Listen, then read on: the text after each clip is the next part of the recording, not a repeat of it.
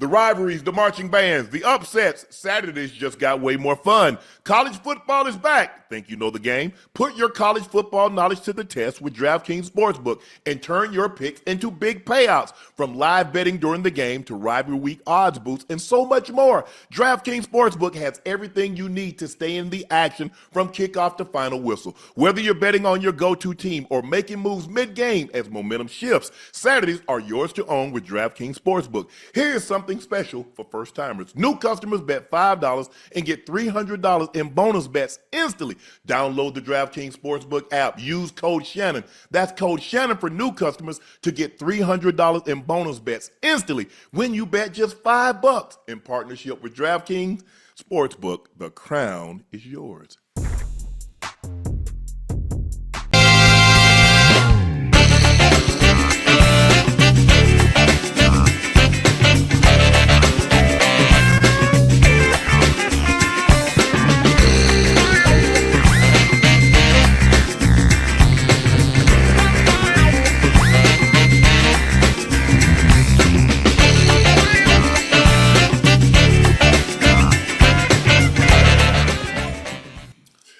Hello, ladies and gentlemen, and thank you for joining us for another episode of Nightcap. Y'all know who I am. I'm your favorite unk, Shannon Sharpe. My partner and co-host, he's Liberty City's own. He's Bengals Ring of Fame honoree, Madden's ratings adjuster, a former Pro Bowler, All-Pro. He's Chad Ochocinco Johnson. And our special guest that will be joining us for college football season. Here he is. You know him. The house that Johnny built. Mr. Moneyman himself. Here he is, ladies and gentlemen, Heisman Trophy winning Johnny Manziel. Johnny, how you doing, bro? I'm doing great. We got the boys together. It's good to be. That's what I'm talking about. That's what I'm talking about. Please make sure you hit that subscribe button. Please make sure you hit the like button. Do us all a favor. Go subscribe to the Nightcap podcast feed wherever you get your podcast from. We like to thank each and every one of you for your support and your continued support, because thanks to you, Nightcap has achieved heights we could only have dreamed of, especially, and we're only just 2 years old. So thank you again for everybody that's watched, that have listened, and that spread Nightcap through word of mouth. We, Ocho and I, and the Nightcap family, cannot thank you enough. Make sure you check out Shea by La Portier. Now, if you cannot find Shea by La Portier in a city or state near you, order it online. We'll ship it directly to your door. The best tasting premium VSOP cognac on the market. Don't take my word for it. Try it yourself. I promise you, you will not be disappointed. What you see on the screen is a special commemorative edition. Laportier and I decided to do something very, very special for my brother for his induction into the Pro Football Hall of Fame. We became the first brother combination elected to the Pro Football Hall of Fame, and I thought that was deserved a special moment, a special tribute. And there it is right there on your screen. So just head over to LaportierCognac.com to grab yours while they last, because once they're gone, they're gone. Please go follow my media company page on all of its platforms. That's Shay Media. And my clothing company, 84. 84 spelled out. So that's also pinned in the chat.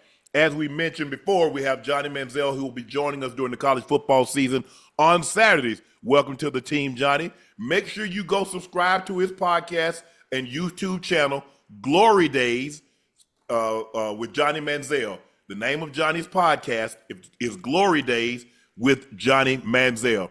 All right, let's get into it right now. The game that just went off, LSU, the number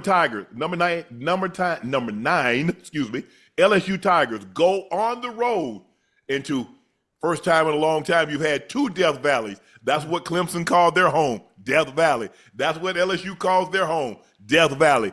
So one Death Valley went into the other Death Valley. So number 9, LSU go on the road, take down the number 4 Clemson Tigers by the score of 17-10.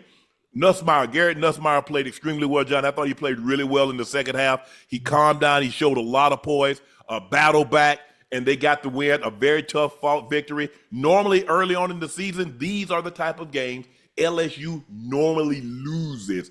And you see opening, they lost to Florida State, they got blown out. And then they lost the year before that, they got beat.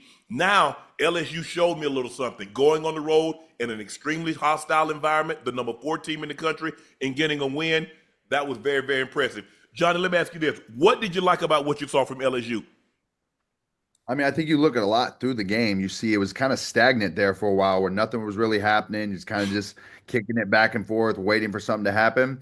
But they stayed patient. Nussmeier finally got things going a lot better in the second half. They have the turnover in the first half that really killed a lot of momentum. But one of these kind of slugfest games that when you go on the road, you never really know how you're going to win these and get these done. But when you look at the end of the day, you want to have this win. And I think they just found a way to get it done in the second half. Nothing too like overwhelming, overpowering, or anything like that, but just a solid, one touchdown win. Mhm.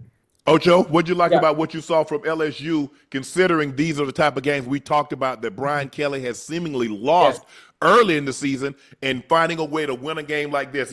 When you go on the road and you beat the number 4 team in the country, it doesn't matter if it's 17-10, if it's 17-16, if it's 11, if it's 4-3, you won.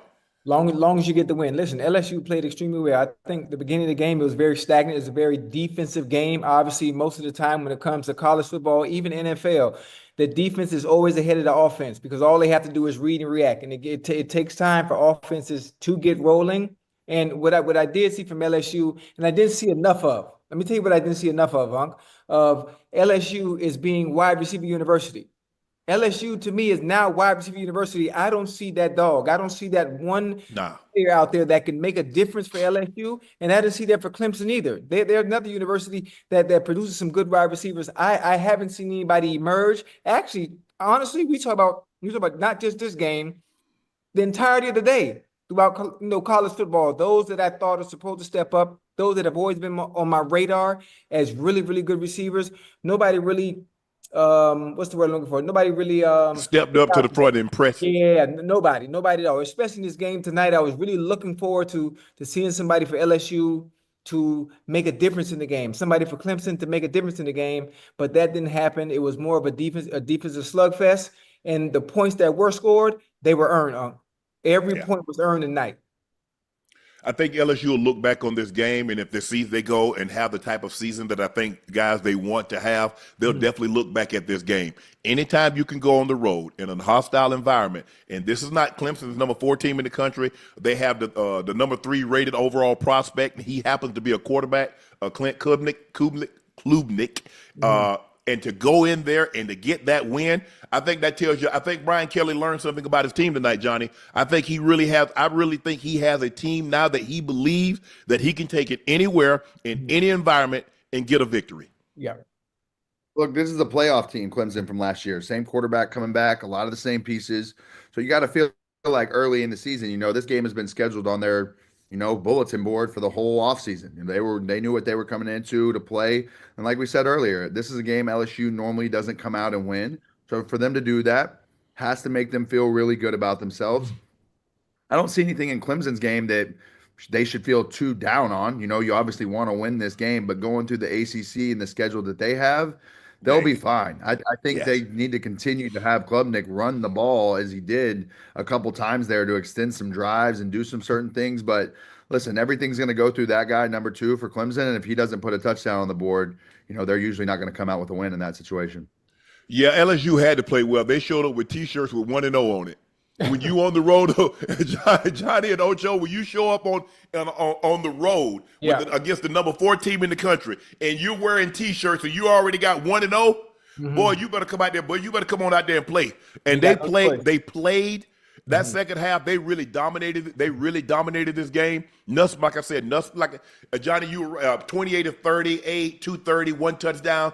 Not overpowering. He didn't have a 300-yard day. He wasn't 70+% completion percentage, but he was solid. He made big-time throws when he absolutely had to have them to get a drive, tie the ball game up, and then he goes down and get the go-ahead touchdown. He was very, very impressive, and I think Brian Kelly has to be impressed with his team. Defensively, they started getting after Klubnik, and once they started to put that pressure on, they brought a blitz. The guy, a linebacker, looped around on 4th and 4, and they turned them over on downs. But LSU, this was an impressive win. Now, you go look at it. Texas is in the SEC. Georgia is in the SEC. They're not going to be any cakewalks. I mean, even Vanderbilt say, hold on. We're not your homecoming now. Vanderbilt used to be First game of the season was homecoming. Vanderbilt on the schedule. Vanderbilt was like 10 homecomings a season. Yeah. Even when they played FCF. It's a coming out party that day. Hey, everybody's thinking about, hey, I'm going to pad my stats. You know, hey, the party tonight, I need to shine. But the SEC is going to be very, very tough.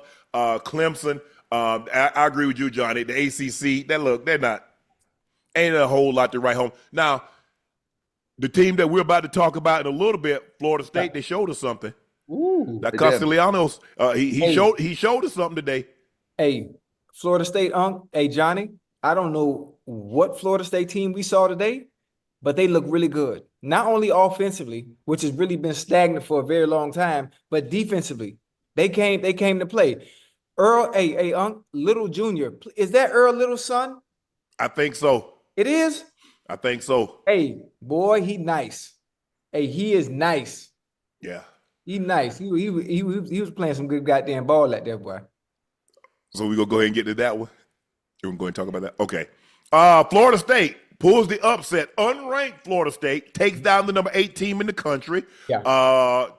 Put pressure on Ty Simpson pretty much all day. He was pressured on 16 of 51 dropbacks, 1 of 10 for 30 yards with 3 sacks when pressured. Simpson was not on the same page as Ryan Williams, who left the game late with a concussion. Simpson was just 5 of 11 when targeting him, 0-3 on passes thrown more than 5 yards down the field. I was thinking to myself, Johnny and Ocho, I was like, man, look here. I understand there's not a college coach that's gonna be Coach Saban, but you can't. He's lost to 4 unranked teams in 14 games. Coach Saban was there damn near 2 decades, and he might have lost 4 unranked teams in his whole tenure. And I was like, man, they might get rid of Kalen DeBoer. But I looked at that buyout. He has a $70 million buyout. They ain't got them deep pockets like y'all got, Johnny, down at Texas A&M, where y'all got a Jimbo up out of there for $77 million. They ain't got pockets like that. So Ocho, let me ask you this: you watched Alabama. Oh yeah. Coach Saban's not walking through that door anytime soon. Okay, Coach Saban's not walking through that door ever. Yeah. When you look at Alabama, they don't even look the same. They don't have the same swagger. They don't even take the field the same. Well, Unc, you got to understand, of course, they don't look the same. This is what we're seeing now. When Saban was there, this was pre-NIL, Unc. This was pre-NIL. NIL came along, and even the scoreboard all the way across, so all the talent and the players that used to go to Alabama, where everybody would go and have to wait in line, they got receiver after receiver after receiver, quarterback after quarterback after quarterback, running back after running back after running back, everybody going all over the place because teams have money and players don't want to sit and wait behind anybody else. They want to play right now. Money talks. Which is one of the reasons why Nick Saban left, because the playing field has even, where the level of talent is scattered across everywhere, where now most of the part coaching comes into play, and coaching is that much more important. Is that much more important now, because Florida State today, I'm not going to say they embarrassed Alabama, but they did. I guarantee you a lot of people, especially if you gamble, I guarantee you had Alabama to win. I guarantee you had Alabama to win. Johnny, what you think? What didn't you like about what you saw from Alabama, and what did you love about what you saw from the Seminoles? I mean, I think Castellanos for Florida State jumped off the page in every aspect of everything. You know, you look at what they did. He only threw the ball 9 times. That's super effective to be able to go put 31 points up, and you only throw the ball. You're only 9 of 14 for 152. That's efficient. The one thing that I will say that I think in the past, you walk and face an Alabama team, you probably got a little fear. This is Bama, the team that's been a dynasty, the team, you got a little fear. That fear aspect of what Alabama is completely gone. And nobody's scared of them boys. Not Vandy, not Kentucky, not nobody. Nobody's walking in and seeing Alabama on the schedule and having any kind of shake, any kind of fear, nothing. They've been getting wiped the last couple years. You say that buyout's deep, but like they're not going to sit here and let this stand for sure. No. They'll go find it in the woods somewhere. They absolutely will, because I was thinking the same thing when they said about Jimbo, because prior to Jimbo, the biggest college buyout was Gus Malzahn when he got $21 million to leave Auburn. And basically you tripled, damn near quadrupled that with this buyout for Jimbo. But you're absolutely right. When you're Alabama and you've had to expect, and you've done what you've done, 6 national championships, you lost another 2 times in the championship game. You're damn near, they called it the Alabama Invitational because Alabama was in it every year. And people had them with a chance to win it every year. You can't count Alabama out. You can't count Alabama out. But like you said, Johnny, nobody fears Alabama anymore. And when you don't, that's half the battle. It's fear. That's one of your biggest strengths is another man's fear. Well, they don't have that anymore. And I'm looking at Alabama, Ocho. Yeah, they ain't got the same level of talent. No, you're absolutely right. No. When you look at the running backs, it was Mark Ingram and Trent Richardson and this one and that one. And you look at Derrick Henry and Jahmyr Gibbs and this one and that one. You go look at the wide receivers. You went to Julio and Ridley and Cooper and this one and that one and Judy and back to back. And you look at the quarterbacks. You look at those big D linemen they used to have. You look at the DBs. They don't have that no more. They just have guys now. Ain't nobody just. When have you watched the game, Johnny, and you played against them? When can you honestly say you watched an Alabama team and ain't nobody jump off the page at you? Ain't nobody like, damn, ain't nobody gonna flash for Bama? Not since the Georgia game. Not since the Georgia game last year where Ryan Williams did his thing and absolutely went crazy. Yeah, you've seen one player stand out where you're like, okay, this guy is a level of talent of Alabama that we're accustomed to seeing. Everything else, you may see a splash or a dash here or there, but you're not seeing it consistently week in and week out like you're accustomed to. And the funny thing too, Unc, is I said something about, for me, obviously being a receiver and thinking about college football and thinking about all the players that have been promoted and advertised as opposed to be, them boys. And me saying, like, nobody popped out to me on film today and people in the chat saying it's only week 1. Yeah, week 1. Yes, it's week 1. That's the whole point. You allowed to pop out. Just because it's week 1, that don't mean you can't flash. That doesn't mean you can't show. Yeah, that's what I'm saying. What do we talk about? It's only week 1. Yes, that's when you actually pop out and you show off. When you're playing against the top talent. You're playing against the good teams. These are the games you're supposed to pop out because you're trying. When you get to the next level, every week it's the same thing. Every week you play in NFL, it's them boys. You playing against them boys. So I was expecting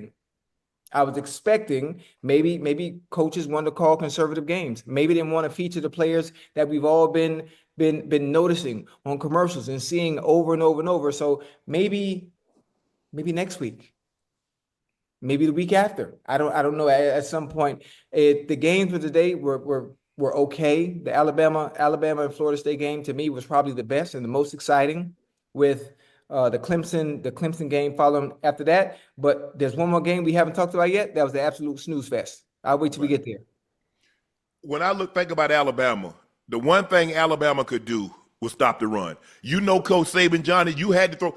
The thing that gave Coach Saban problem has always given Coach Saban problems, the dual threat quarterback and the guy that can pass the football. You go back and look when they lost to Oklahoma, Trevor Knight, I think that was his name. You look at what he did to them in the Sugar Bowl. He stood back there and he threw the ball. Now, the thing that gave him the most problem is a dual threat quarterback, a guy that can throw the ball and run. You look at Johnny Manziel. You look at Deshaun Watson. You look at guys that Cam Newton. It just so happens you're talking about 2 guys won the Heisman Trophy. One guy was one of the better quarterbacks in the NFL before the injuries and things off the field took place. You see, but they got ran on 49 times for 230. Coach, you don't run on Bama. Bama don't let you run. They stuff your run, and then they go hunt your quarterback. They can't really hunt the quarterback. They really can't consistently stop the run. And Castellanos was doing whatever he wanted to do. Like you said, John, extremely efficient in the passing game. Only threw the ball 14 times. But when you can, and Gus Malzahn, you know what he wants to do. He wants to run the football. He wants to give you a lot of misdirection. He's going to run jet sweep. He's going to run your quarterback. He's going to run his quarterback. That's what he does. Hey, Florida State not almost lost that game, but almost let them boys back in the game too. After the second half, that second half and third quarter, everything started being conservative. Everything started being conservative. The 3 and outs, giving Alabama the ball back, allowing them to have a chance to get back into the game. Now, if it was the old Alabama or a team that was a little bit more competent and efficient with the ball, hell, Alabama could have came back and won that game with as conservative as Florida State played in that second half. Well, the old Alabama wouldn't have been behind like that. Oh, Well, well, that too. go ahead, Johnny. No, I think you look at what Alabama wants to do in the past. They would always say, "Listen, we're going to go man on man. We're going to take our best versus your best, and we're going to lock you down." Times like we said in the past where they've had success against an Alabama has been when they're running man coverage, running down the field, and the quarterback's able to escape the contain and be able to get out. But this is a team that just doesn't even resemble that. Like, we're going to put our best corner against your best receiver and body him, and throw him out of bounds and bully him up, or we're going to take our best edge rusher and just absolutely mop you all day long. You're not used to seeing an Alabama team get pushed around, especially in the trenches. No. And It got to be concerning.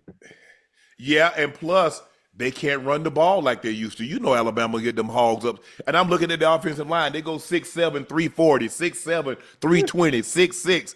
I'm like, bro, y'all big for no reason. Why the hell you that big if you can't block? If you ain't moving, Ocho, you got to move furniture. You that big? Yeah. I said, y'all that big and can't block the sun out your eyes. I was like, well, damn, ain't no sense in being that big if you ain't gonna move something. Yeah. I'm like, well, damn. I mean, 29 rushes for 87 yards. Ocho, 27 rushes, 89 yards. Yeah. 3 yards a carry. Yeah, Florida State looked good on Florida. I'm talking about all three levels: up front, second level, and the secondary. I really want to know, Chad. I don't know if you guys know. If you remember Earl Little that played for the Cleveland Browns, is that his son, Little Jr.? Hey, he was all over. You talking about the DB Earl Little, right? Yes, Earl Little went to North Miami, down here in Miami. I think that is his son. You think so? Man, he was balling, boy. Nick Saban coached 230 games at Alabama. He had 4 losses to unranked teams during his stretch. Kalen DeBoer has coached 14 games, and he just lost his 4th game to an unranked team. Since 2007, in games in which Alabama was favored by at least 14 points, Coach Saban is 131-2. Kalen DeBoer is 4-4. They get you up out of there. You don't want to be the man. You don't want to be the man that follow the man. You want to be the man that follow the man that follow the man. So I want to be the guy that came after the guy that followed Coach Saban. I don't want that pressure. You don't want to follow Coach Bryant. You don't want to follow a Nick Saban. You don't want to follow one of those, the Barrett Switzers or those Air Procedures, one of those mythical coaches. You want to be the guy that followed the guy that followed him. Because now that's what I'm going up against. Because I've got some separation between me and Coach Saban. I've got separation between me and one of these historic great coaches. The question that I have for you, Johnny, is that do you believe the NIL would be the death of the SEC? No, I don't think so. I think the SEC and that conference will only find a way to work around it and do what they need to do. There's too much money there. There's too much in these collectives to be able to make it successful. I think we'll see we'll see different programs, different teams, same Georgia, Alabama, the same couple little pockets of teams that have been winning from the SEC. So I think it'll give some disparity in that regard. But, for the most part, I think the SEC is aligned for whatever moves forward in the college football NIL landscape, whether it's getting to bigger conferences where we only have 3 big conferences throughout the country or 4 or whatever it may be. I think the SEC can keep accumulating teams, more teams, and end up being, the biggest conference, 16, 20 teams, when it's all said and done, and this stuff kind of plays itself out. Ocho, what you thinking? Because you look at Underwood, and I think we might touch on him. Yeah. You get Larry Ellison, one of the top 3 richest men in the world. He underwrites it. You get Dave Portnoy from Barstool. You get a Tom Brady, says, hey, I'll personally help you out and mentor you and coach you. And you give a kid, an 18-year-old, $12.5 million. Say, come on down here. This is what we got for you. It's hard when you got these deep pocket donors. You get a team like an Oregon, and you got Nike, and you got that Phil Knight dollars, and you get all those uniforms, and so now it ain't no Dodge Chargers. It ain't no Challengers. These guys got Ferraris, Johnny. These guys got Lambos. These guys driving Cullinans and McLarens. Yeah. And 18, 19-year-olds. Yeah. Yep. Yeah, listen. Hey, the landscape has changed. It absolutely the has. landscape has changed, and like I said it even the playing field, and I think it's good. I think it's good for the players. I think it's good for the players because not only are you able to obviously get money for playing a sport you love, you're able to help your family out. Mm-hmm. You're able to help your family early. Now, as long as you can stay focused and understanding that you got this money as just a jump start for your bigger dream, for your bigger Yes. goal of making it to that next level where the real money is, as long as you can lock in, stay focused, and do what you need to do. I think I like it because, like Johnny said, it adds some disparity, obviously, to college football in general, and even the playing field where everybody gets the talent instead of one or two or three or just three teams getting everybody. You're right, because it sure seems that way now. It doesn't look like. I mean, not look. Alabama still get 5-star recruits, but they don't look like the 5 stars they normally get. It's seemingly Ohio State are getting those guys now, and they're like you said. I mean, if they're 25, 35-star, Alabama's getting 1 or 2, where they normally have 2 running backs, 2 wide receivers, 3 D linemen, 2 O linemen, a corner. The number 2 or 3 dual threat. Those guys don't look like the same caliber player that they normally once had, and I think you guys are right. And you know what? I have a question too. Go ahead. Johnny, y'all could probably help me out. When it comes to these stars and whoever is rating them, Yes. from the people that are supposed to be these 4 and 5 stars, when the lights were bright tonight, when the lights were bright today, in general, the stars didn't come out. The stars didn't come out at all. What? And that's the thing. What you alluded to. You say when people you tweeted what you tweeted, and people say, "Well, Shannon," they said, "Ocho, well, it's just the first game." Doesn't matter. If you are who you say you are, first game, second game, third game, first quarter, second quarter, third quarter, it does not matter. Yeah. And I don't know. Chop it at the bit. You're like a pit bull on a leash when this first game comes up. You're sitting there waiting to get let off the leash. You're in training camp. You know, you got bang plays going across the middle, and you can't touch each other, and you're running by and you're barking. This is what you're doing all training camp. You're fake blowing stuff up. You have the sack whistler blown that you'd be like, boy, if that was in a game, we'd have tore your ass up. Like that's what you're doing all spring and all training camp. So now you're off the leash. This is your time to run free. First time on a field, maybe in front of the lights. Yeah, it can hit you a little weird in a couple spots, but when it comes down to it, a dog is a dog, and it's time to be off the leash and go. Arch Manning struggled in his debut against Ohio State. With scouts and more than a dozen NFL teams watching, including nearby Cleveland Browns, Manning was inconsistent. He completed 17 of 30 passes, 170 yards, 1 touchdown, and an interception. A very underwhelming day for a player some has pegged as the number 1 pick in the 2026 NFL Draft. Johnny, is this a sign of things to come, or are we just saying it's just one start? Hey, let's not make too much of it. I mean, listen, I think overall as a player, like this is one of the things you start early in the season. I was talking to Jake Spavital, who was my offensive coordinator my second year. He plays at Baylor. I'm talking to him about the game the night before, and he's just like, fuck, man, we can't run the ball. And there's certain things early on in the season where you need more reps and more game reps and more live speed reps. And this is something that's always been a question with Arch, which is, has he played enough? Has he got enough reps enough to be able to come into a game like this and be prepared and ready to go? And today, it didn't look that way. I think as you saw their nice drive they had in the fourth quarter where they went down and scored, he has that capability, right? But like to do it from the first snap all the way throughout the game and be consistent with it, this isn't Louisiana Monroe. This isn't the teams he's popped in last year and played against. Like this is the defending, reigning, really good Ohio State football team. Like you're not that red dot that he said that they were swinging at everybody else. That motherfucker must be broken or something, because that did not look like the number 1 team in the country today at all. And it was an all-time quote. I'm cool for it, but if you're going to walk out like that with the gap, you better back it up. Yeah, and the thing is, look, everybody keeps saying that he's a generation. Bruh, we've got to stop with this generational stuff. Everybody is not generational. Just because they have 1 or 2 good games, do you understand what a generation is? Do you understand what transcendent means? Do you know what transformative mean? We just be using stuff because it sounds good. Stop saying that. He's not.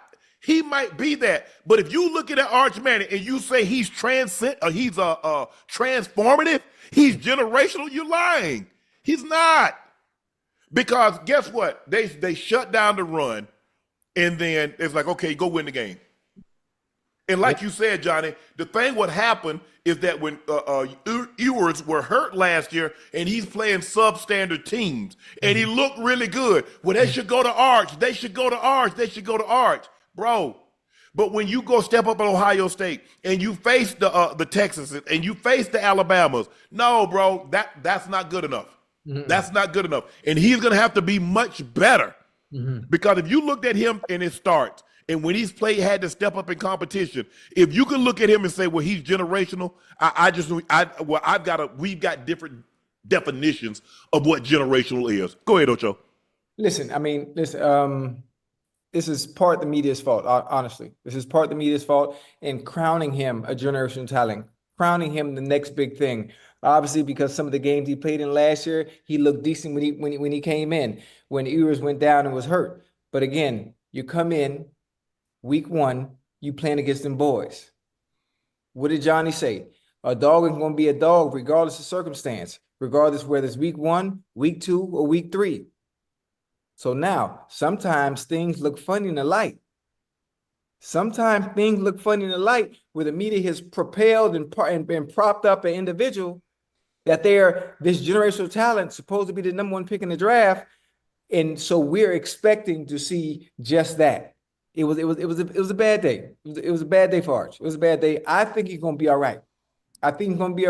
But based on what we saw today, nah, that ain't it. That ain't it. Because they couldn't score. They couldn't even score. They couldn't score. They couldn't run the ball. So if you can't run the ball and you can't score, and our offensive coordinator wants to be able to say, you know what, Arch, I need you to win it with your arm. I need you to win it with your arm. And they couldn't do that. Yeah. Go ahead, Johnny. What do you want to say? I think if for football guys, especially you guys playing, tight end receiver position, one of the first things you ever do is just mesh, right? Texas runs a lot of mesh throughout this game. And they're just those little, for a quarterback, just easy little throws, completions to get the offense rolling, just pitch and catch type of stuff. There were just so many times throughout the game where he's just a little off balance. Like these are the ones where you step, you cut them off, you lead them on right in front, easy pitch and catch, confidence boosters that Texas didn't really have throughout the day. And when you get stagnant and you sitting there late in the third quarter, fourth quarter, you have no points on the board, you keep coming back to the sideline, taking your helmet off, and you're like, damn, we can't get anything going. For Arch in those situations, those are the ones you just have to go back to the very basics of what you do, day one install, whatever it is, take a little three-step drop and just throw the shallow real quick. Whether it's bang, bang, get tackled or whatever, you got to build on some momentum and be able to get yourself in a spot. Because, look, the talent is there. I think he will get to a point where he's good enough. And this is the thing that we've said all season. The media puts a lot of hype on him. It's his turn. You have the chance in every opportunity you want. Everybody watching, all eyes are on you. Go do it. So one game is not make or break, but it's a true test of where Texas is, and they are not the number one team in the country. That's for sure. Yeah. You wanted to go ahead, Ocho. No, I was going to say one more thing. It's really small. It's really small. Just watching the game with Arch Manning today, obviously, the receivers over there in Texas, it's supposed to be some boys over there.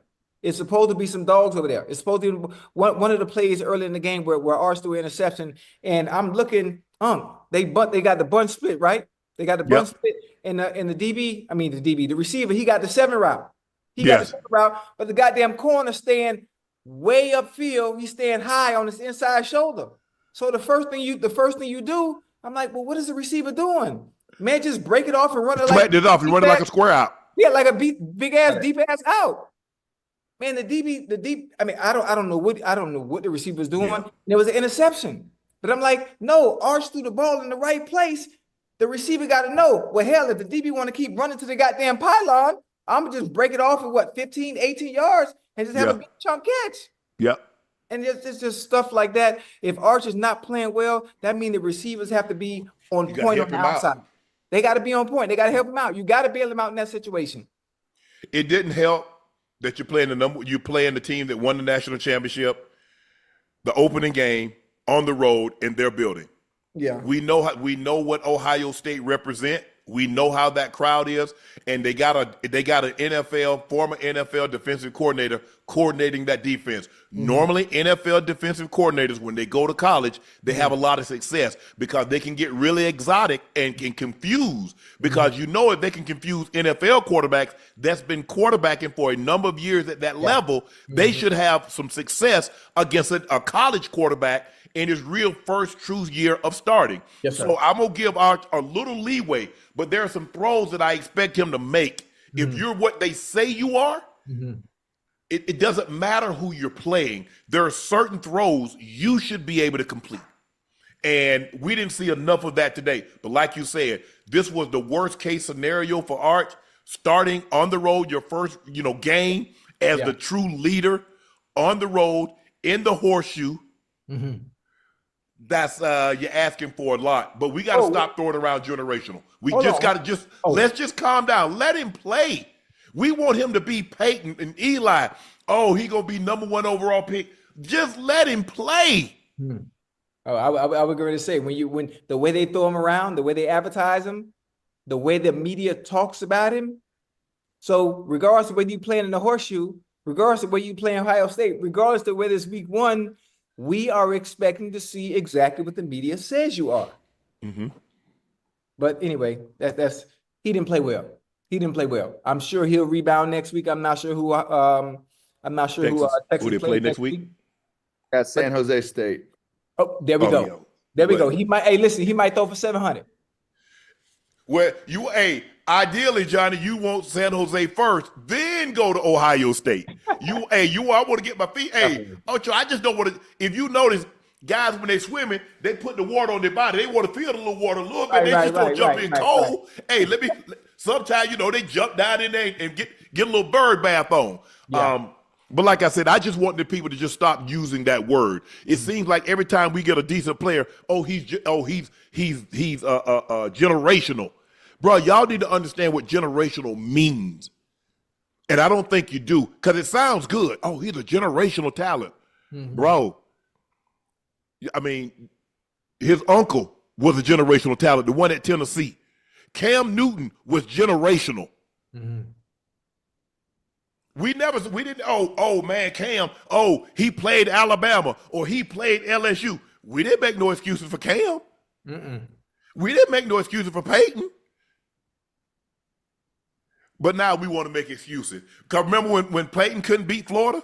We made no excuses. So we're not going to make no excuses now. He's going to have to play better in order for Texas to get to where they want to go. He will have to play better. Johnny, let me ask you this. Do you think with Patricia orchestrating that offense, Jeremiah Smith, Ocho they did a great job of covering him. You can see the frustration as it started to build. Yeah. They're going to put 3 guys on him. Do you think they should be title favorites again to repeat, Johnny, Ohio State? Yeah, I think so. I think you're going to see that the way they're going to defend Jeremiah Smith all year, you're going to get a lot of that. He's going to be extremely frustrated, but at the same time, that should let wide receiver 2, wide receiver 3, and even a running back out of that team be foaming at the mouth for the opportunities they're going to have at the backside of some of these plays and some of these schemes. Because as they go on, I think Ohio State is extremely well coached. And Patricia leading that defense, I think it's exactly what you said. Having a guy who's been in the NFL for so long, being able to come back and do this at the college level, should be able to put in some different blitzes, some different looks. Like, he's sitting there watching film, and it's such a different look from everything that he's accustomed to in the past, and just has to be sitting there with a plethora of ideas of what he can bring to it. And as long as you have a good experienced group of people in that room and guys who are all together communicating it, there really is, you can put all this stuff in college. You just have to have the right guys to be able to do it. So it looks so far after what you've seen today, and granted it's only week 1 and we're in a college football era now where you can lose twice, maybe even 3 times and still go on, to get into the playoff and be a national champion. So it's hard to you don't want to overreact too much after week 1, but Ohio State, has a really good team. We'll see if the QB play can continue to expand throughout the season, because that's what it really comes down to. That is true. Another thing too, Unc, when it comes to Jeremiah Smith, they got to be more. They got to be more creative. They understand the stat line he had last year when they played against Texas. It wasn't that good. So what do? You come in with a game plan. You come in with a game plan to move Jeremiah Smith around. You don't just have him on the outside to the left. You don't just have him on the outside to the right. You put him in motion. You condense the splits, forcing the DBs to get off. There's so many. Have him coming out the backfield. It's so many ways to get him the ball. Now, Whatever you want to do. Yeah, I know he had some drops today, but he's the best player on the field by far on either team. It doesn't matter. So there's so many things you can do with him to make sure you can get him in rhythm and get him going. There are no excuses. No excuses. All I'm saying is this. I don't give a damn if Jeremiah Smith got a trench coat, a disguise, a mustache, and a hat. That guy in the disguise and the mustache and the hat, he not beating us. So I don't give a damn what you do with him. You can put him in the backfield. You can bunch him. You can stack him. I don't care where you put him. Yeah. Somebody else beat me. He not beat me because You know why? I know he can beat me. I'm not sure these other guys can. So I don't care what you do with him, Ocho. You can have him out there looking like Inspector Gadget with a trench coat and everything. He ain't beat me. So I'm just saying, the guy with the trench coat, Coach, he ain't nobody. Don't worry about it. You cover that nobody, and you help him over the top of that nobody. Johnny Manziel Reed threw a career-high 4 touchdowns as the 19th ranked Aggies roll over in the season opener, 42-24 over UT San Antonio. KC Conception had a touchdown reception, returned a punt for another score as in Texas A&M debut. Johnny, is this the year for your Aggies? Y'all gonna do something?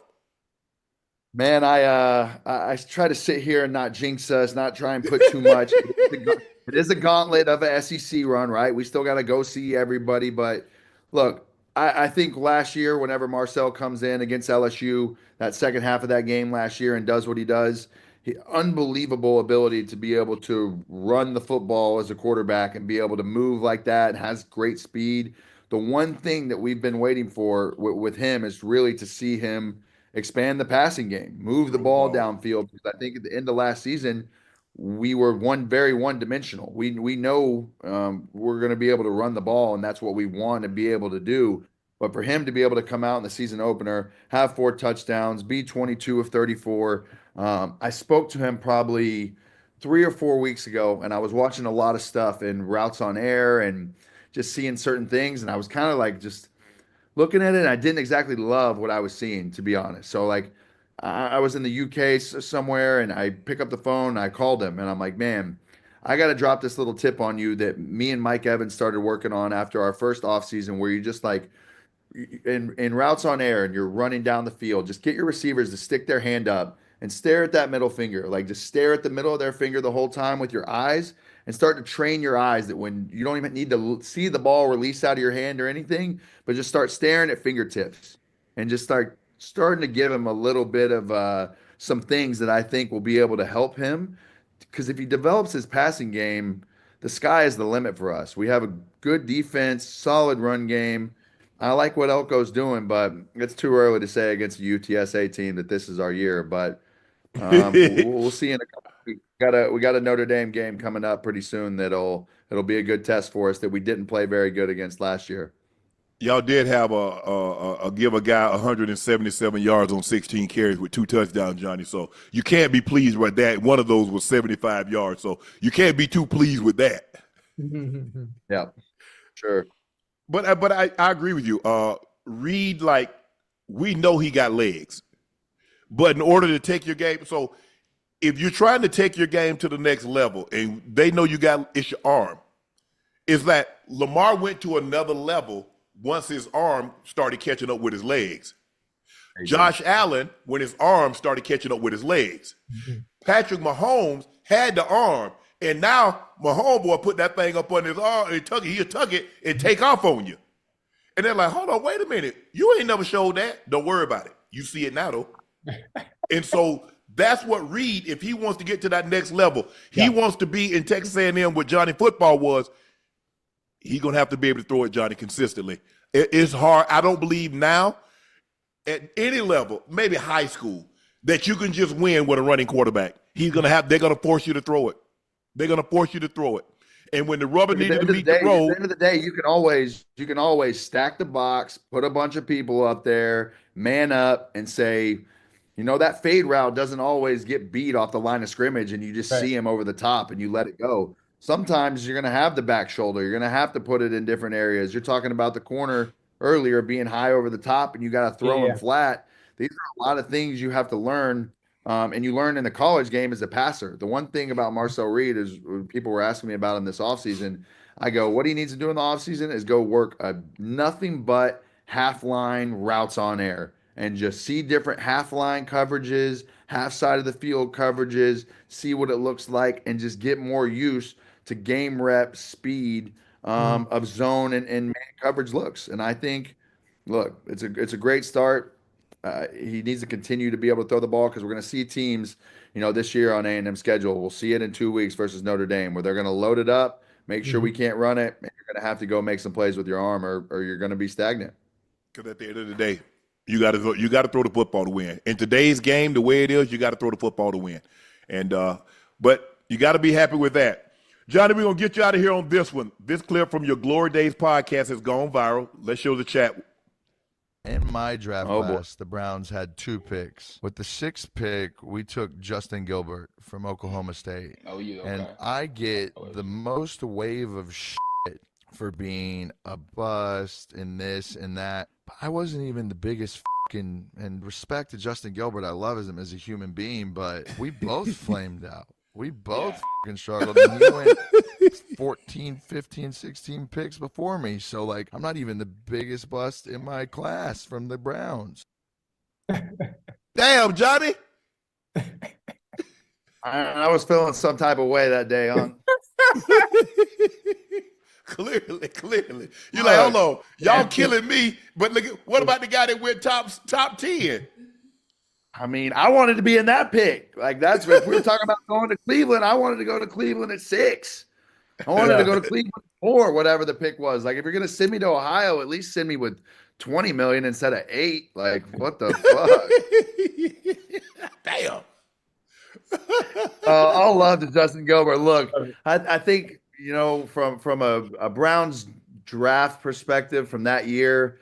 Joel Bitonio is still playing and doing well for Cleveland right now, but all around miss. I think I will always be looked at and viewed at because of how much hype and media and everything that was around me and the city of Cleveland expecting me to be great and that ultimately not panning out. Listen, I sit here today and I go back and forth with man, am I going to let Cleveland off the hook and just like let it go, or am I going to sit here with hate and animosity in my heart for the rest of my life? And I finally sit here today and I'm like, fuck it, I think I'm going to be pissed at them and hate them forever. So it is what it is, what it is, man. No love for the Browns. I'm rooting for 0-16 seasons every season. Damn. John, let me ask you this. As you sit here today, and after all the things you've gone through, we sat down a little over a year ago and we had a conversation, had a great conversation. And I think a lot of people got an opportunity to see you in a different light. Knowing what you know now, you're back in that situation, but you know what you know now. What would you have done differently? Would you have done anything different leading up to the draft? Would you have done anything different in college? What are some of the things that Johnny would have done differently to make sure this outcome that we're talking about never happens? Look, there was a moment in time, and we spoke about it on the podcast, was after that Oklahoma Cotton Bowl game, things changed for me, and I went from Johnny Manziel to Johnny Football. And like looking back on it now, when people ask me if you could go back in time and do it differently, there is that split moment in time, like in the locker room after that game, where my focus would have shifted to let's get to national championship the next year. Let's get to San Diego and start training again and like get ready and geared up for this season because we got Mike Evans returning. We got a bunch of guys on this team who can come back and make a real run. And that's one thing that just never sits right with me to this day. Just like the untapped potential of the whole thing and the real opportunity. If I want to see Texas A&M win a national championship, well, that was a real opportunity for us. And it just didn't come to fruition. And, I sit here today and a lot of people will hear me speak. And as I tell stories and, I'm doing the podcasting stuff, You know, people will always be like, you know, I'm blaming stuff on other people or I'm not accountable or anything like that. But listen, at the end of the day, everything that I've got in my life and that's happened to me throughout my football career is only because of one person, myself, and the Mm. decisions that I made as a man in this life. So, was Cleveland the best situation for me to go to? Did they help me knowing all the things that they knew about me with all the research and everything? Did they put me in the best situation? Absolutely not. It was not the right situation for me. But when it comes down to it, you take all of that aside, you throw it away, and you look in the mirror and you say, I've let an amazing opportunity slip. It's Mm. on me. I'm the one that has to sit with myself every single night as I watch college football or watch NFL football and be like, damn, I would be in my 12th year. I would be X, Y, and Z. I'm the one that has to lay my pillow down, lay my head on the pillow every night and be like, that coulda, woulda, shoulda, but it wasn't. And at the Mm. end of the day, a lot of my life as I've been out of football has been like, what am I going to be able to do to find a spark, to be able to be happy, to be able to give me something like football did give me? And you know what? Maybe it wasn't meant to be for me. I didn't put in the time and the effort and determination that you need to be great, that both of you guys did for the sport. And that was just maybe my stupidity, my youth, or what it was meant to be. But nevertheless, you know, I take accountability for everything and what it is. You know, I really didn't harm anybody other than myself when it's all said and done. So, you know, we're still sitting here today, rocking, rolling, happy, healthy. And we're on the Nightcap show now, baby, every Saturday. Let's go. That's what I'm talking about. Johnny, did it come too easy? Did football come too easy to you? You look at what you did. You went down to Tuscaloosa and you became a household name. Everybody knew who you were after you went in there and did what you did to Coach Saban. Did football come too easy for you after that? Man, I don't know. I think you start to get a little bit of ego on the football field, right? You start to see what you're doing in practice and how you're playing and like making certain throws and the scrambling where you're just doing certain things that are just like jumping off the page and you're noticing them too. So it gives you a bravado and a confidence. And when people on a college football field, you know, I think this is why I wanted to go to the NFL so bad because as I'm going and playing on Saturdays, I'm like, these dudes can't fuck with me. Like they can't. Like they really can't. They want to, and even guys who are good from opposing teams, you'll come up to each other after the game and they'll be like, "Damn, you're everything we thought you were going to be. You're cold." So like as you're getting respect from your peers on this level too, it does heighten your sense. It does give you a sense of ego and bravado and you know, you add the social media wave and you know, at that point in time, Sports Center every single night, and you're taking over the world. You know, it does make you feel invincible. So I know there was a lot of hard work that went into everything that happened, and the reason that I played as well as I did on the field is because I did work my ass off from the time I was in high school to college, and it all played itself out. I think you start to see you know, the downslide and everything else when the hard work takes itself out. So, you know, that's what I always tell kids nowadays who ask me and look at my story and look at everything. It's like, listen, I had all the talent in the world. You can go run a go route, put your hand up and have a guy draped over you. I'll drop it in the bucket. You can go meet me in the A gap and really think you have me covered to tackle and I'll mix you out of your shoes. But when it comes down to it, you gotta work hard and you gotta Yep. consistently do it day in and day out, even when you don't want to. And if you don't want to do it, guess what? There's somebody right next door or somewhere else that wants to take your spot and wants to trade places with you. And look what happened to me. You know, the NFL is a game where you get replaced like this. Johnny, thanks for joining us tonight. Welcome to the team. Make sure you go subscribe to Johnny's podcast on YouTube, Glory Daze with Johnny Manziel. Johnny, thank you for joining us, man. We'll see you next week, bro. Have a good time. Appreciate Enjoy. you, boys. See you next All right, week. bro. Much love. Yep. That's Johnny Manziel, ladies and gentlemen. He will be joining us. He'll be our special guest on Saturdays during the college football season and in the college football playoffs. So thank you, Johnny, for joining us. Enjoy the rest of your time. He's away. I mean, it's Where's 5 he o'clock at? in the morning where he's at. Where we at? It's 6:30 now. Where we at, huh? So he's in Milan. Oh, that's what I got on too. Oh, okay. AC Milan? Yeah, look, tell me, you know who this is? No, I don't. Rod Smith. Nah, you don't know who this is? Man, I don't know who that is. What? Ronaldinho? Yeah, what you mean you don't know who that is? You for real or you just playing? Man, I ain't the soccer aficionado. And even if you're not a soccer aficionado, you gotta know who Ronaldinho is. I know who he is. I know he's a Brazilian. Yeah, you never seen him play? I have seen him play. Okay. I don't want to give you okay. Just Yeah. don't upset me like that. You I almost saw him play. I saw Kaká play. I saw Hulk play. Okay. I'm just saying. Okay. There we go.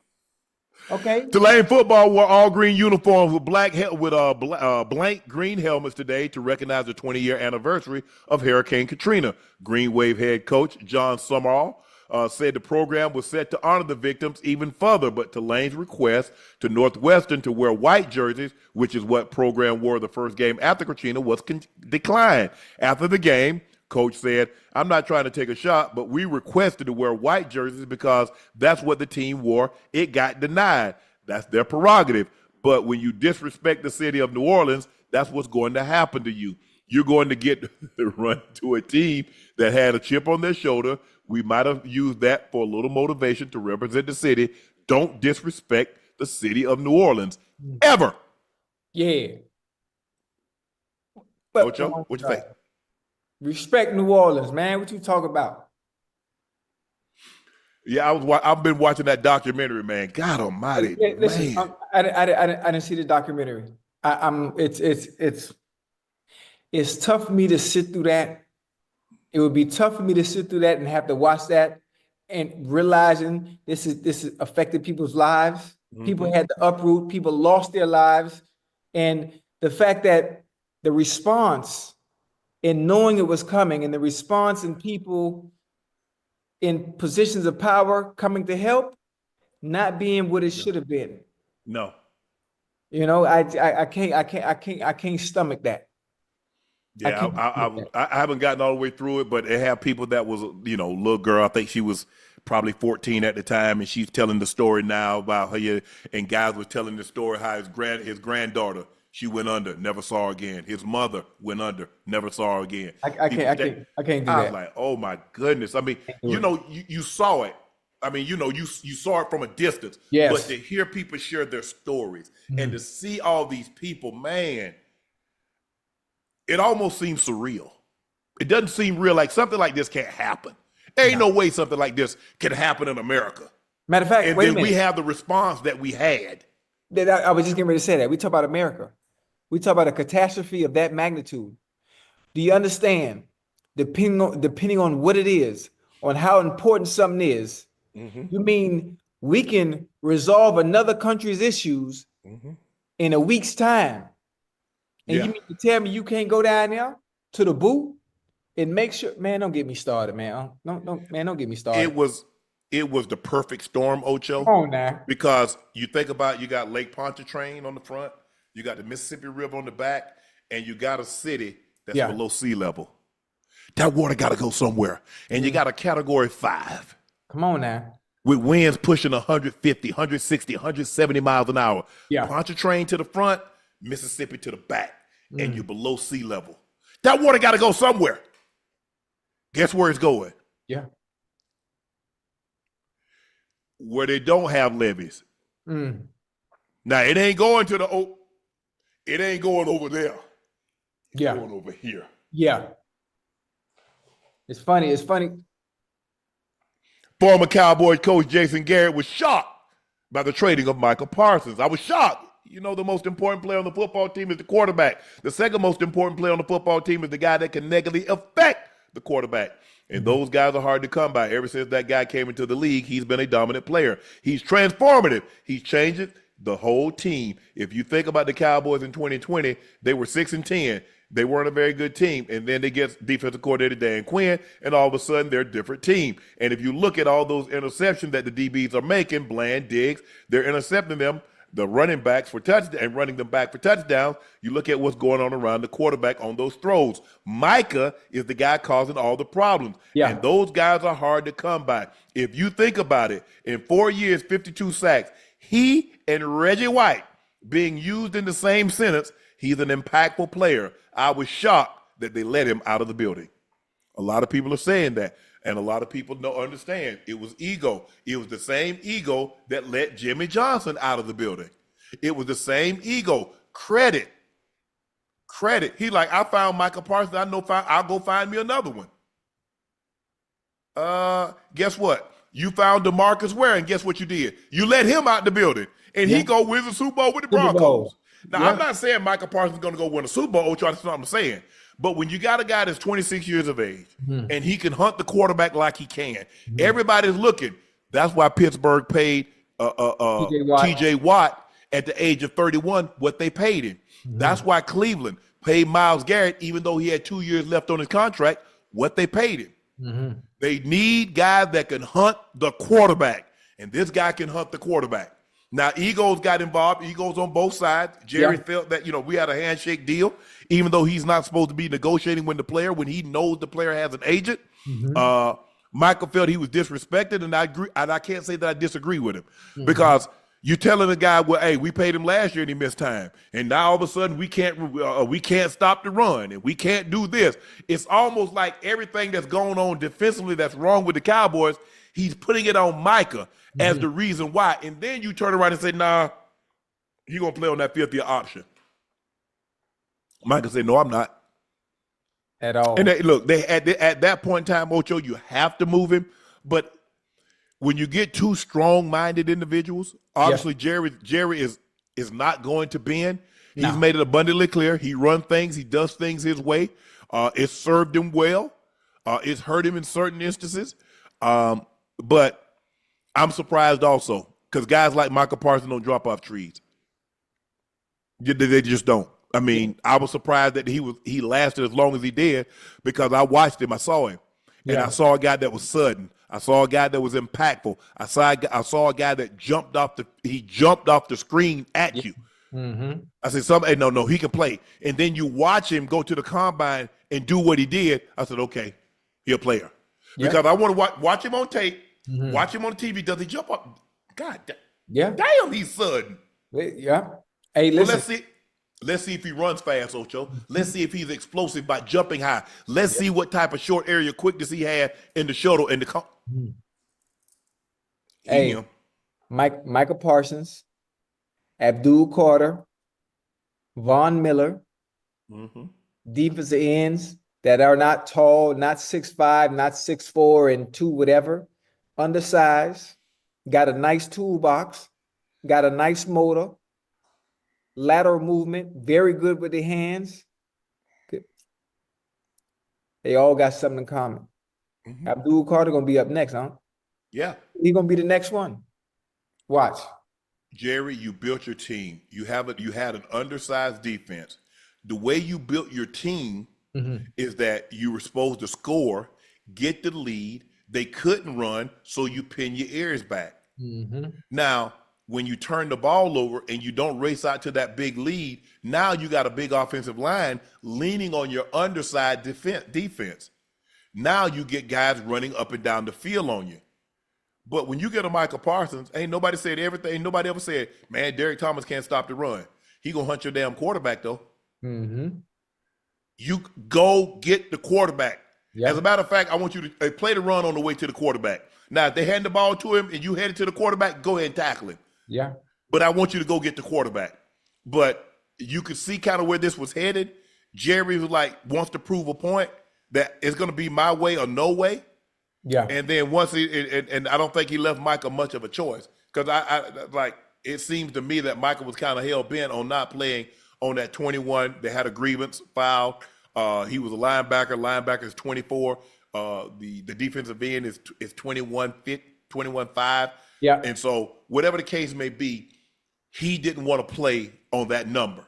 And Jerry basically said, you're going to play on that number or you going somewhere else. He said, well, send me somewhere else then. That's it. Case closed. And matter of fact, and when I left, you said you just got better. Said, while I was there, you need to stop the run. So you went and got Kenny Clark. And then you permitted to say that we need to get better in the run. not realizing who you play week 1 on Thursday. So when the game come Thursday, and I can't wait to Thursday night show, because if the goddamn Eagles run their ass up and down the goddamn field against the Cowboys, Jerry, again, done put his foot in his goddamn mouth. My thing is, Ocho, I don't really see the need. If we break up, I don't need to say anything negative about you. Yeah, never will. Ever. Because I didn't say that. All those things that I'm saying about you now, you were those exact same thing when I was walking around arm in arm and we key and showing up to events together. You were all those things. You didn't do anything that caused us to break up that you weren't doing when we were together. It seems to me, whatever Jerry's saying about Micah now, did he just get that way in the offseason, or had he been like that since you got him? Now, pretty soon, stuff's going to start coming out. Probably he missed meetings and he was late to practice and he wasn't doing this. It's going to come out. Watch what I tell you now. Watch what I tell you. It kind of slipped out because he said something about Jay-Z about showing up to meetings and all this and stuff like that. But it's some more stuff going to come out.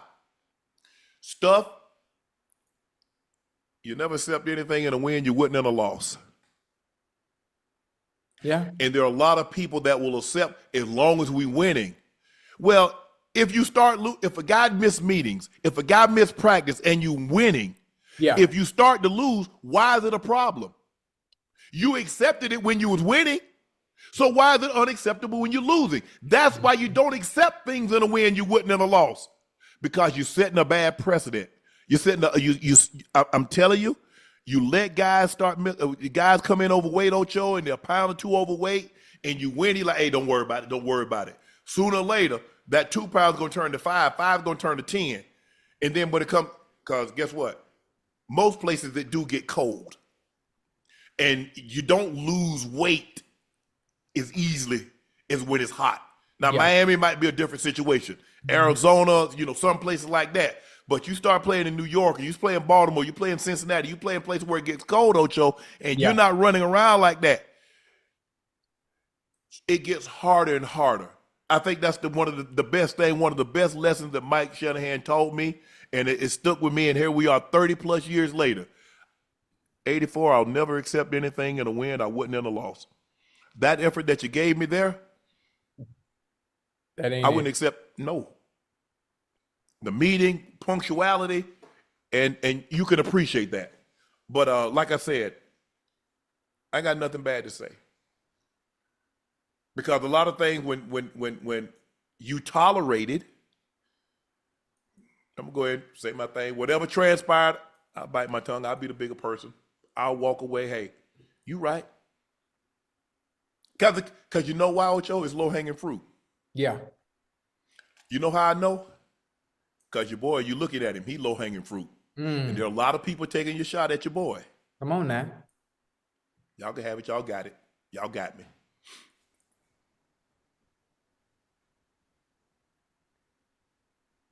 It's all right. Yeah. It's okay. It's okay. We're going to be all right, Ocho. Yeah. That trivia say we're going to be all right. Yeah, listen, I could have told you that. I could tell you, I've been telling you that. Yeah. So everybody want to pile on. Everybody jump on now. Hey, we got him down, Ocho. We got him down. The best time to, hey, let me get my lick now. Everybody want to get a lick now because when your boy was doing good, you hear a lot of people that have a whole lot to say. Everybody got something to say. We're going to be all right. Ocho, former Panthers running back Mike Davis, talked about his poor experience with Matt Rule in Carolina on Raw Room Podcast. Damn. Let's take a listen to what he had to say, Ocho. Bro, we did live goal line C-Mac first day back from injury. That's crazy. And he get hollowed. Oh, damn. He just walked out of the field. I'm gone. I would have been gone. That's what I'm saying. What are we doing? And he was so mad. He was so mad he just walked out of the field. Why would that even be a scenario that he would be in? It's his first day back. Why would I put him in the laundry? It was just stuff like that was going on though. That's crazy. Fucking Like, It's not college. That's some college. That would have, you know what I'm saying? And you know how I don't even think it was like OTAs like phase 1. You know what I'm saying? You know, we supposed to be on the field. We doing like supposed to do like walkthrough stuff. You know what I'm saying? Even if we do running, it's kind of like 50%. Right. We was going 100%. You know how bad it got to be for C-Mac to be like, hey, y'all, hey, all right, I'm going to say something to him because we doing too much. That's crazy. Wow. But that's a college coach. Hey. And you know, Coach Saban. Remember how Coach Saban was? How the guys say Coach Saban was when he got to Miami? Yeah. Hey, but they wouldn't move though. And boy, I'm talking about the veterans, Right. certain stuff. They didn't have a whole lot of those. They didn't have a whole lot of those there at Carolina. Okay, and C-Mac was young. Yeah. And he even said something. I mean, look, practicing the guys like that when you're in college, you get away with it, Ocho, because the guy, you can tell an 18, 19, 20-year-old something that a 24, 25-year-old guy would tune your ass out. You know why, Ocho? I'm already here. Yeah. You telling an 18, 19-year-old kid, Ocho, something, 18, 19, 20-year-old kid something, because he's trying to get somewhere. You got his undivided attention. I'm 24, 25. I'm already here, and I make more than you. Yeah, especially what you have to. Especially when you're already there and you put me in harm's way. Now you put me in harm's way. Why are we going 100 miles an hour on goal line? Why am I just coming back from injury and you got me in going 100 miles an hour and then I get high-low as soon as I get in there? We went like, you go live goal line in training camp. Hey, but you know, in training camp, you know, hey, look, 907, live. Yeah. Goal line, live. Hey, yeah. All right. Hey, you know, I batten down the hatches, Ocho. Yes, sir. I tighten them shoulder pads up. It's live. Okay, I expect that. I ain't expect no damn live goal line during the season unless it's in the game. Damn sure ain't expecting that. You know, training camp's a different animal. I mean, we had what we call Hell Week in '94, Ocho. We had 16 straight padded practices. Straight? 16. 16 padded. No, sir. Well, hey, I ain't telling what somebody told me they had. I'm telling you what I know. I'm telling because I was there. A few of those I would have had shells on. Bad. Ocho, you know that third day now. You know that the old man get in there. You start walking stiff. It hurt to get up out the bed. You like, man, what time is it? Man, it's 2:00. I think I can hold this P till 7. Damn. Man, your knees hurt, your hips hurt, Ocho, your ankles. Man, I ain't trying to get up. I ain't trying to get up and walk on that cold ass floor and go to the bathroom. And my bathroom, we stayed in college dorms, and but the bathroom was right there because I just walk out, and I'm in the bathroom. But it hurt to get up. Same. Man, I was like, Lord, have mercy. Mind you, I remember. Mind you, I don't forget now. I was there for 2 days. I know what it's like. I remember them days. Man, please. Oh man, there was some days, boy. Yeah. I mean, some people will never know what that's like, Ocho. I don't know. I haven't been to a training camp in a long time, so I don't know if it's walkthroughs, if it's meetings in the afternoon. I don't know what it is. I don't know how they do it. You know, I think you can have on pads for like 13 practices during the season. I don't know. We only put on pads on Thursday. We had on pads for like 12 plays. We had pads for 12 plays, 907. That was it. Then we come up out the pads. Then we didn't have on pads. We didn't have on pads on Wednesday. We didn't have on pads after those 13 plays, 12, 13 plays, maybe 12. It might have been like 9 or 10, whatever the case may be. Right. If it was a good 907, you come up out of them. And then Friday, obviously, you didn't have on pads. Now, Coach Reed, we had on pads. We had on pads and shorts. That was shells. Those were our shells. Right. We wore those until about week 13, week 14. No, sir. Them was the old school. Them was the old school days. Listen, I had some days where I just didn't feel like wearing pads, so I put my shells on. And obviously, you know, the DBs and the linebackers, they'll be able to tell the difference. So, you know, there would be no, obviously, they know just a touch below the hip. Don't hit me.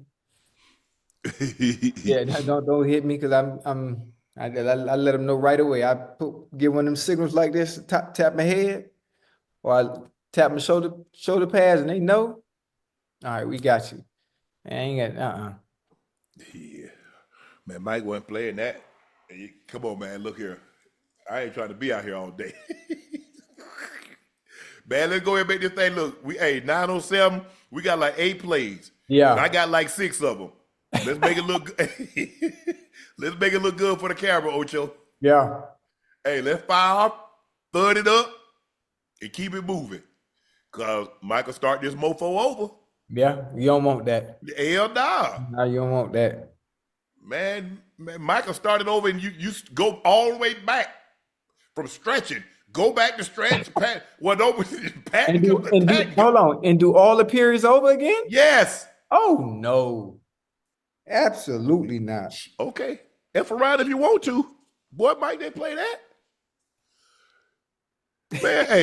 Man, we drop 2 passes in a row. I dropped one, then Rod dropped one. We might be on play 8. Start it over. We start the whole period over. You blow that whistle, huh? Oh, jeez. Man, run that back. My bad, guys. My bad. My bad. Oh, man. Derrick Henry needs 1,317 yards, rushing to become one of the NFL top 10 rushers in his career.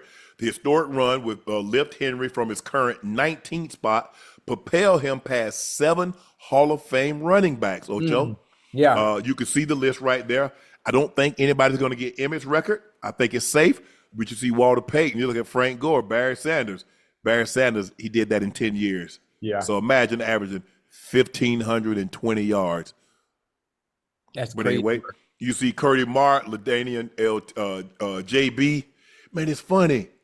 I was in the league with Emmett, Barry, Curdy Mart, LT, Bettis, Dickerson, Marshall,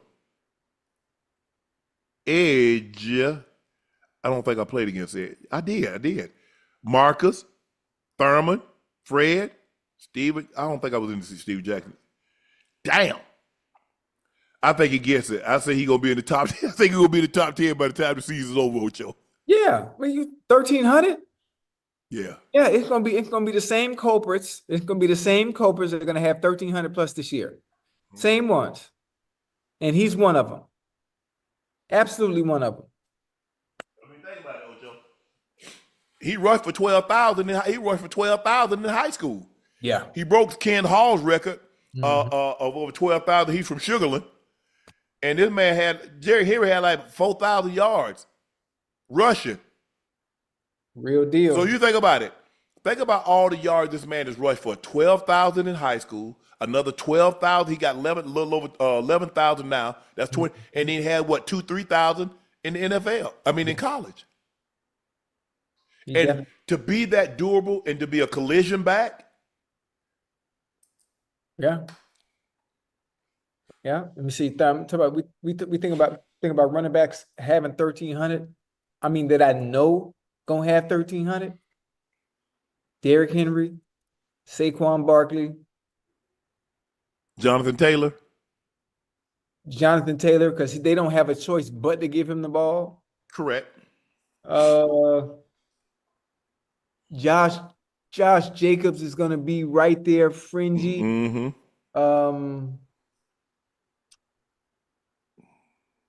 Aaron Jones, he'll hit 1,000. I don't know if he'll get to 13. No, he won't get 13.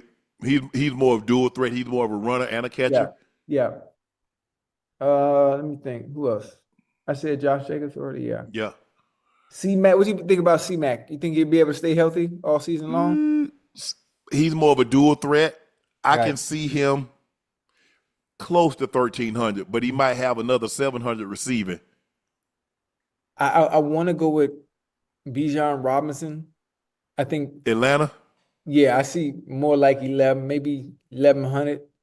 I want to say Kyron Williams too, especially with him just getting paid over there in LA. But I think he's gonna have to split carries with I forgot who the backup is. Yeah. Man, Jim Brown had 12,000 yards in 9 seasons. Was Jim Brown that good, or was the level of competition that shitty? He was, I mean, he had speed, power. You're talking about a guy that was 6'2", 230 pounds when the Yeah. offensive lineman was like 240. Mm-hmm. He was an MVP in his rookie season. Mm-hmm. I don't think we'll ever see an NFL MVP in his rookie season. I Nah. don't think we'll see another NBA MVP in his rookie season. Right. Like we saw with, I think Wilt Chamberlain was an MVP, and I think Wes Unseld was an MVP. I think Freddie Lynn in baseball was an MVP. Jim Brown was an MVP. We're not gonna see that anymore. It was so long ago. We're not gonna see it. Mm-hmm. We're not gonna see it. But Derrick Henry, for him to be a collision back and to still be putting up the yards that he's putting up, kind of like Adrian Peterson was a collision back. Woo. I mean, you think about Frank Gore with 2 repaired ACLs. I think he had 2 ACL surgeries, maybe 3, and he got sick. He's the 3rd all-time leading rusher. Yeah. Hey, that's crazy. Just think about that. I mean, think about that backfield. Clinton Portis, Frank Gore, Willis McGahee. That was your backfield at the U. Them boy were loaded, boy. Yep. But stay healthy, King Henry. What year is this for King Henry? 11? 10 or 11? Might be 12.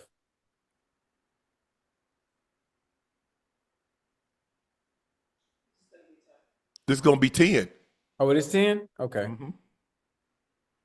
Mm-hmm. For him to, like I said, to be a collision back, to run to that kind of contact with the amount of carries that he's had, it's impressive. Well, It's hell, impressive. shoot. Don't nobody want to hear a collision back, but don't nobody want to collide with him. True. That's a big boy. Nebraska, Dylan Raiola became the center of a conversation on social media during his squad matchup, with many believing he's trying a little too hard to resemble Patrick Mahomes. Mahomes was also on hand yesterday at Arrowhead Stadium when Kansas City, when Raiola, Cornhuskers took on Cincinnati Bearcats. In the video booth, both arriving in Arrowhead went viral. Many pointed out just how similar Raiola looked to Mahomes, even down to what he chose to wear to the game. Is that the center used to be from Detroit, son? The quarterback from Nebraska, Dominique Raiola. Is that Dylan Raiola? Is that the center? I think he was a center for Detroit. Is that his dad? Is that his son? There was a center. Is his uncle? No, Dominique. Damn, I'm getting old. That's his son? Yeah, it is. Oh yeah. Listen, if there's a person you want to replicate, there's a person you want to emulate, and you want to be like, shoot, he replicating the right person. I mean, he can't help. I mean, from the gear, the outfit, but he can't help if he look like him. Damn. I mean, only that, but copy him. Mhm. Copy him. Everything he does. Why There not? could be worse person. There could be a worse people you could emulate. Yeah. Yeah, look at it. I like it. From his mechanics, his throwing motion, he be doing all this too. Like Mahomes be doing, but when we want to play, he got everything down. The whole 9 yards. Well, damn, they mad. I guess they were mad at Kobe when he tried to be like Jordan. He walked like him, he talked like him, he had everything, copied everything down to the elbow, to the knee sleeve pulled down over his calf. Damn. And there are worse people you can emulate. Yeah, and there's a reason why Kobe is one of the greatest of all time, ever. Maybe Dominique Raiola said, "Sir, Kobe, well, maybe I can get me a couple of years like that." Ocho, Jeremy Lin finally retired today. What NFL version of insanity? Tebow. No. You think? Huh? Whoa, Tebow. Linsanity. It was a flash. You said who's the NFL version of Linsanity? Tebow.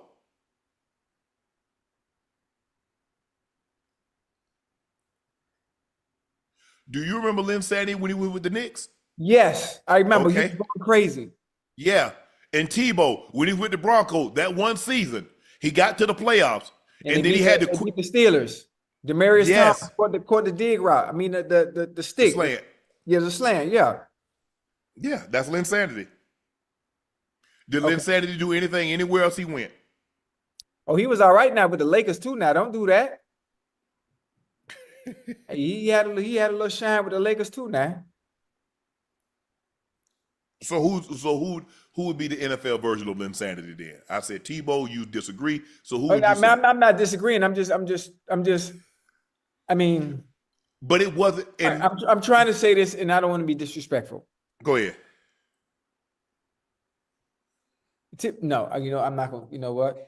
My grandma always told me, if you don't have nothing nice to say, don't say nothing at all. I don't want to talk about nobody's game. What game? What you gonna say? Go ahead. I mean, what was Jeremy Lin's weakness? Because everyone thought Tim Tebow's weakness was his inability to do. Consistently throw the football. Yeah. So I just that when you comparison, I'm kind of nitpicking at the comparison. I'm talking about the aura because Linsanity didn't happen in LA. It didn't happen anywhere else but New York. Yeah, okay. And I'm saying Tebowism, and maybe people say he didn't get a fair chance or whatever the case may be, but it was only in Denver for that brief period of time. It was special. Hold on. Remember, you know what else is special? With that. Cleveland. This young fella played running back. Matter of fact, his season was so good, he ended up on the cover of Madden. Oh, you talking about Peyton Hillis? There Yeah. you go. You can say that. I kind of like that comparison better because I don't know where Peyton Hillis came out of nowhere, boy, that season. I forgot what year that was. Oh, But you got to realize he was in the same backfield with Jamal Lewis. No. No. He went to Arkansas. McFadden and the guy that went to the first round pick. He was there with Derrick McFadden? They was in the backfield together. Yes.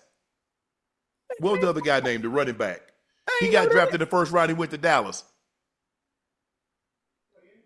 Dallas. Had to be like 20. Oh, Murray, son. DeMarco Murray. No. DeMarco Murray's from Oklahoma. Oh. Derrick McFadden replaced DeMarco Murray. McFadden got drafted by the Raiders, I think, at 8. What was the other guy named? Chad, what's his name? He played for the Cowboys? Yes. Not Felix Jones. Felix Jones. Felix Jones. Wait, all three of them was on the same team? Yep.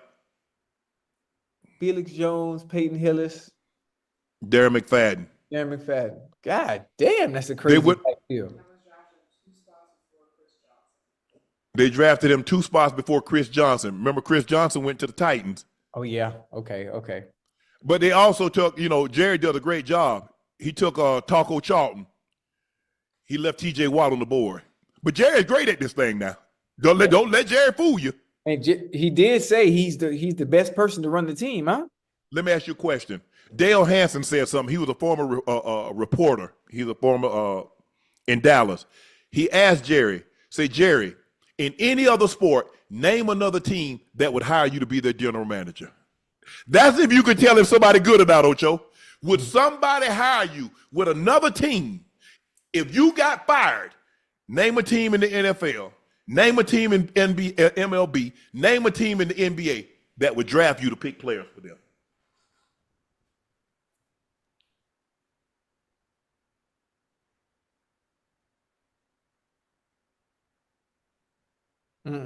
Ain't happening. Ain't happening, Captain. Hey, listen. He might miss a lot, but he got a few good ones now. Yeah. We got a good few, especially when it comes to that 88. He got a string of 88s he put together. Well, Ocho, you got to think about it. He had no choice. They were gone. Hold on. Did CD go before or after Jefferson? I think he went after, right? Because you got to think about it. Judy had already been going off the board. Jalen Waddle was already going off the board. Yeah.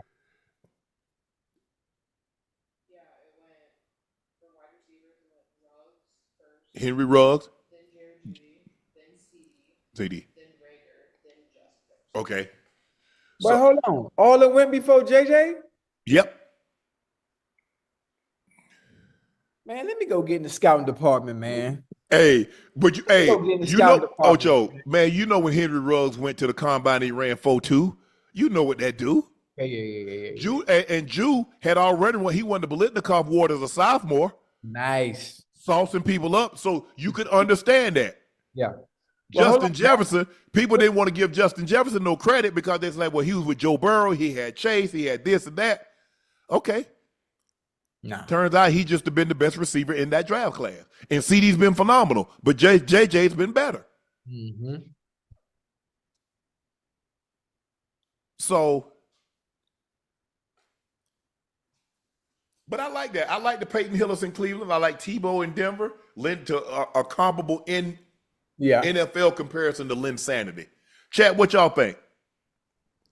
Former Buccaneers, now free agent Shilo Sanders was fined $4,669 for unnecessary roughness in the preseason game, in its Tampa final preseason game, Ocho, versus the Bill. He ain't make that. He got it. He owed the NFL. He got it. He good. He Nah, got it. Oh, he got it. He good. they took the man last check, Ocho. Nah, he good. Did he get re-signed? Did anybody sign him? Did they re-sign him to the practice squad? No, because remember they brought in another safety. Yeah. Well, damn. I was reading that he was doing good, and next thing you know, he not. Yeah, he was. Damn.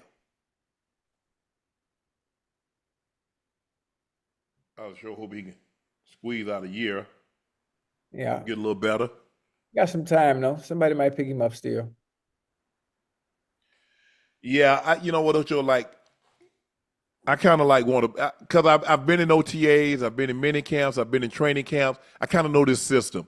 So I want to hit the ground running because I already got a head start. I don't want to have to learn the system all over again. I'm thinking, I'm hesitating. I don't know. Like, son, you got to do what you got to do. I mean, hey, you don't have a job and somebody gives you an opportunity. Hey, I got to learn on the fly. It's not what I'm used to doing, but I'm a fast learner. And that's why you have to look at it. Shilo said this week that he plans to get into music, acting, modeling after being waived.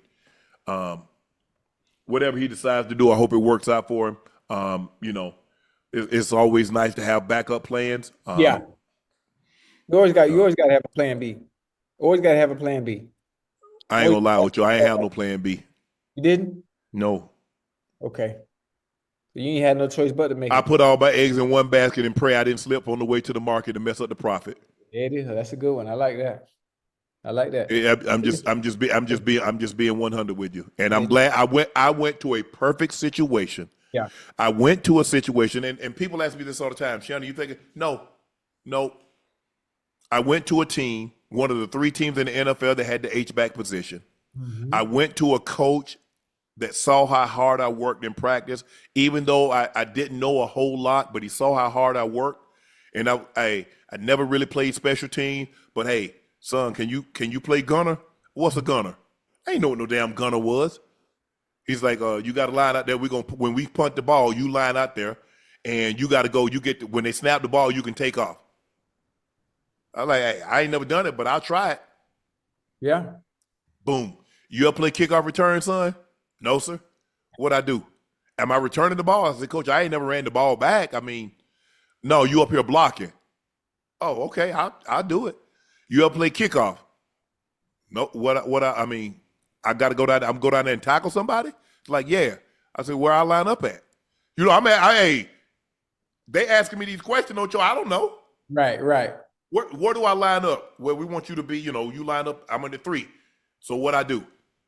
Okay, this is you on the numbers. You got anything that come to the numbers, and you see the guy coming away, you try to knife it from the backside. Yeah. Okay. Then I had a quarterback. For some reason, he took a liking to me. I don't know why. He was patient. When I was running the wrong routes, he never showed me up. He's like, and when I did something good, he would always tell me, that's like you. He said, you got ability. You can play in this league. You just need to apply yourself. And that gave me so much confidence that he, an MVP, a Pro Bowl player, telling a kid from Savannah State that I could play in this league and I got talent. I got a coach that says, hey, we're going to find a place for you. I got a quarterback that believed in me.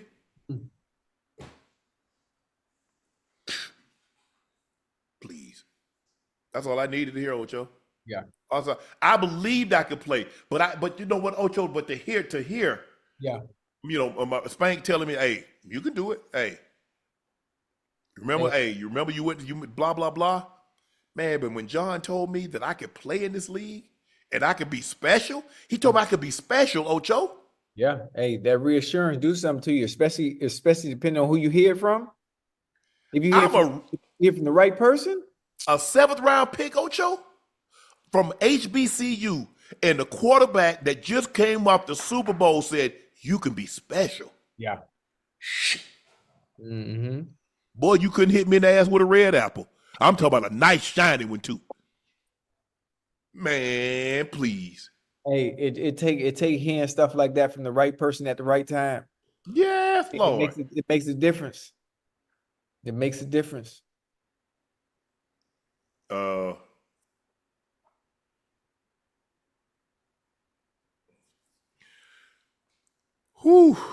It'll work out. Ocho, veteran wide receiver Marquez Valdes-Scantling explains why he signed with the 49ers over the Steelers. It was between here and Pittsburgh, obviously. I have a good relationship with Aaron Rodgers over there, and he wanted me back over there, so it was a toss-up 50-50. Had to weigh my options to see which one wanted to do, which is going to be better for my career at this point. I was excited about it. What you think, Ocho? He picked the 49ers instead? Yep. I mean, I don't want to read too much into it. He said he had a good relationship. yeah. What, he played with Aaron, didn't he? In Green Bay? Yeah. Yeah. I think he can get more opportunities down there in San Francisco. Ayyyy hurt. Ricky Purcell is there. Jawan Jennings. Obviously, Marquez Valdes. It ain't like they loaded in Pittsburgh. They got DK, Calvin Austin III. Come on now.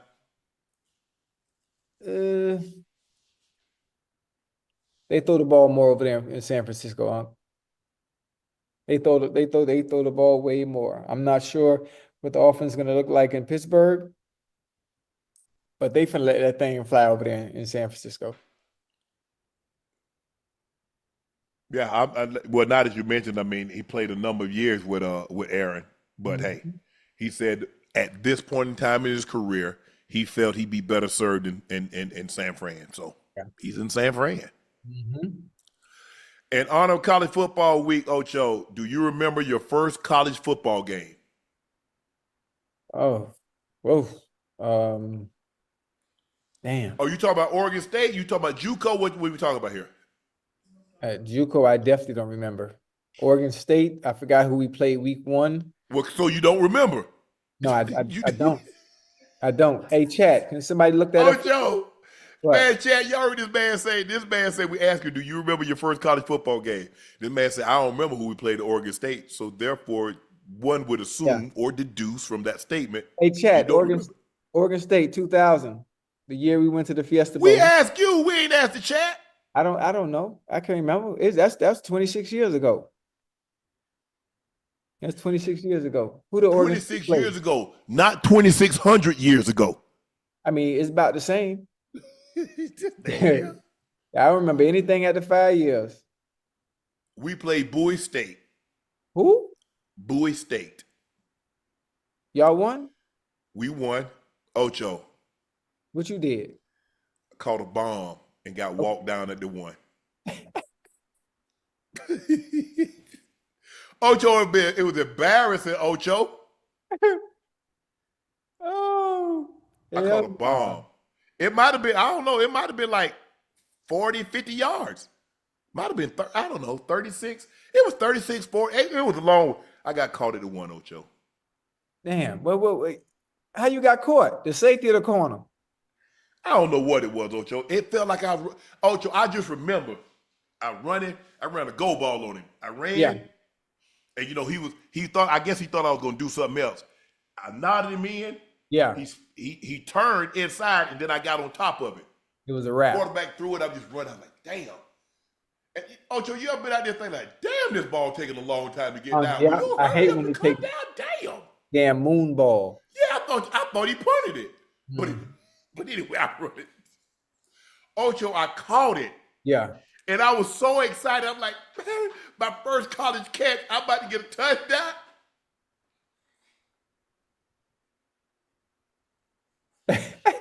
Damn. Hey, now I'm mad. I want to know who we played my first game at Oregon State in 2000.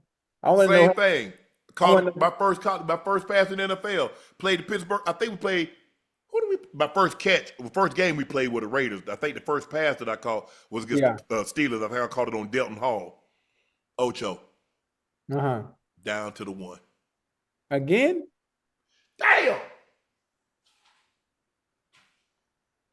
I had bad luck, Ocho. Man, I caught a pass against the Steelers. I laid out.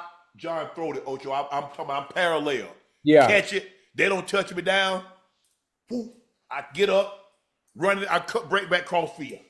Yeah. So I got the ball in my left hand. I'm still farming dude like this here. Dude hit me in the back. I fumble the ball in the end zone. My teammate jump on and get a touch. I did. I said, damn. No. Damn. Hey, Ocho, I done had some bad luck, man. I supposed to had a 200-yard game. I had a 120-something yard game against Minnesota. Yeah. I get a false start penalty, Ocho. Catch it like a little end. Ocho, I come out the backside. They pushed me out of the 5. I gained like 70. Yeah. They brought it all the way back. Holding? Illegal motion on me.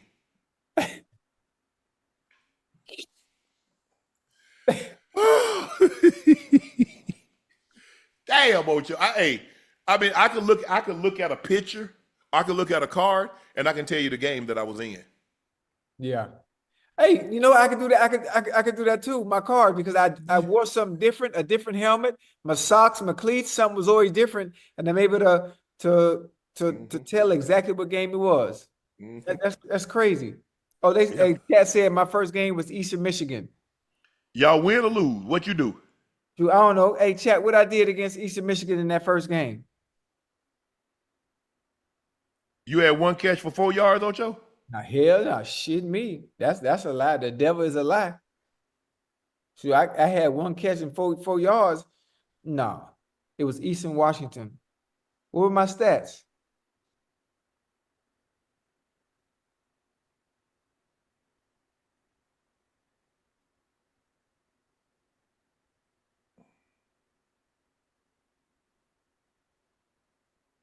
Damn, I only had 1 catch for 4 yards for real?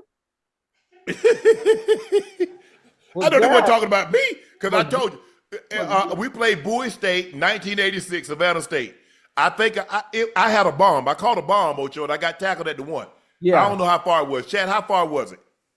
If you can find it.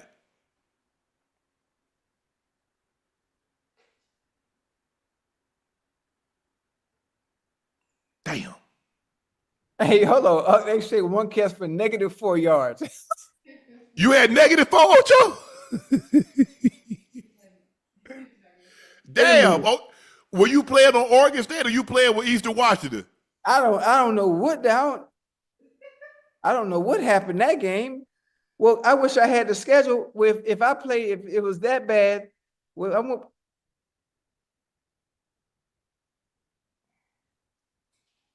nah, something ain't right. Well, ask ChatGPT, Ash. Savannah State, my first game. First game against Bowie State. Oh yeah, I did have 1 for 4. I must -4. Stop trying to add. You tried to add 8 to it. Oh, it do say -4 too. And well, who we played after that? I mean, I can't even remember college. At what point? I don't know. Ocho, we're not going to the second game. We asked you about the first game. I know. Yeah, I mean, at some point I had to start cutting up. Hey, because I was hell at Oregon State, boy. I had me a good old time. You got to remember, I was a 1-for-1, huh? That was it. This was my time to shine on the big stage. Who was third in yards per catch? How many yards per catch you average, Ocho? You'll see that 1 year. I don't know. You have 1,000 that year? I ate and some change. They ain't got my stats. Ocho, you had 1 catch for 1 yard. They call, damn, why they even throw you the ball? And then you had 1 carry for -4.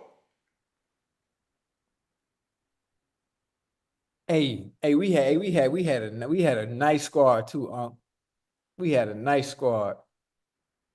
I'm gonna get my stats. I know I had 1 catch in that game. And I It know was 21.6 yards per catch. who you? Yeah. Because I averaged 21.2 my senior year. I had 61 catches for 1,312 yards and 18 tubs in 9 games. There you go. I'm gonna go and put that out there for you, Ocho. In 9, had 3 200-yard games. Damn. Hey, I think Oregon State playing right now. I think we losing too.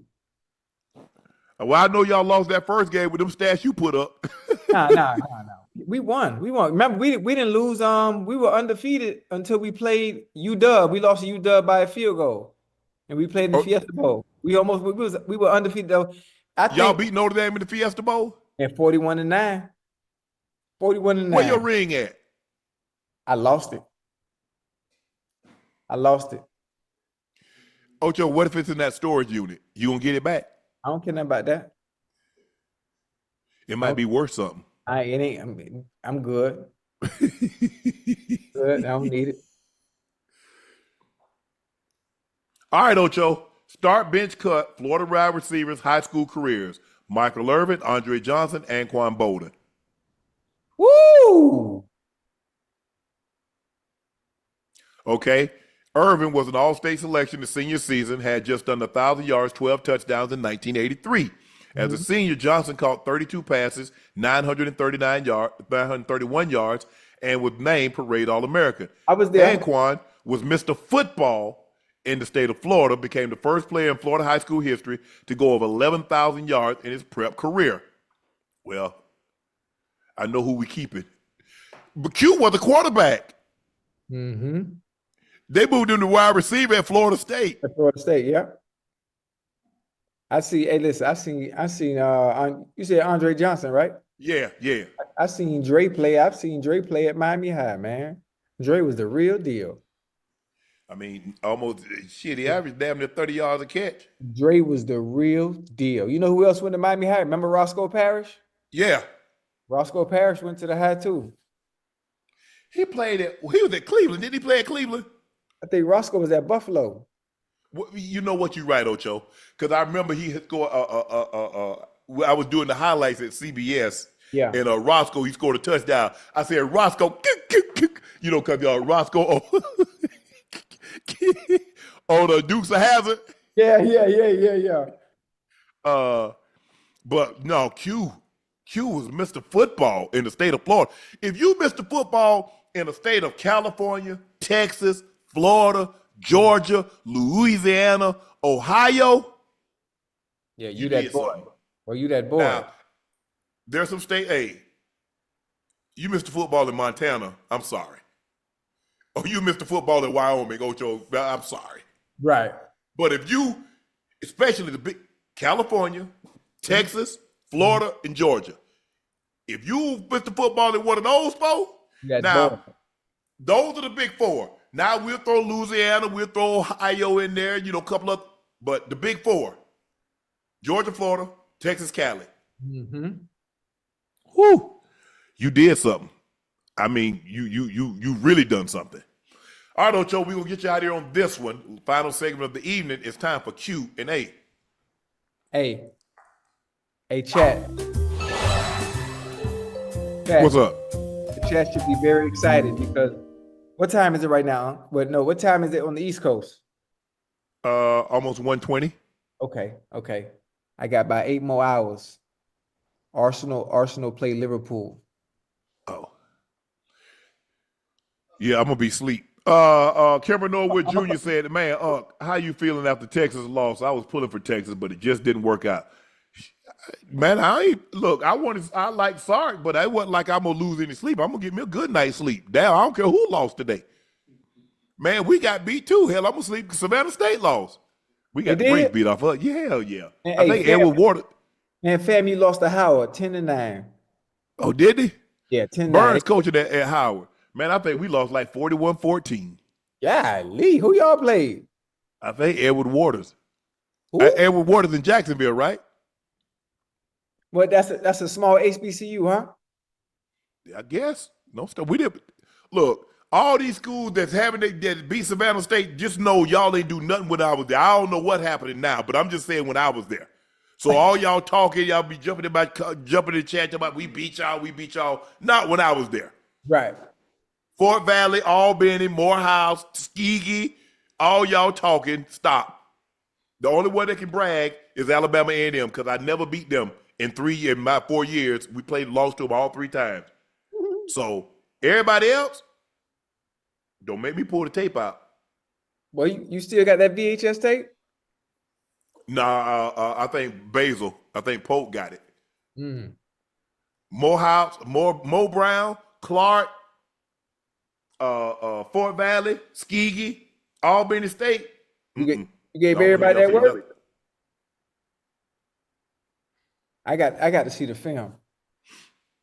Ocho, it was. I know. I got to see the film because you might be giving me that Al Bundy story. Nah, bro. So think about it. If I did what I did in NFL, what you think I did at HBCU? I mean, I was the same size. You do realize I was 225 pounds as a senior in college. I got to see the footage. Bet I was cutting up.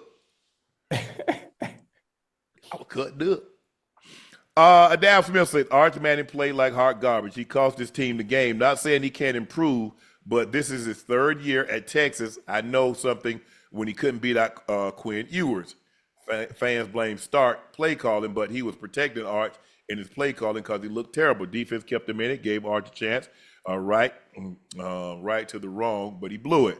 I blame sports analysts, especially Paul Feinbaum, said Arch is the best quarterback since Tim Tebow. Bro, do you realize how many quarterbacks have been better? Cam, Joe Burrow, Andrew Luck,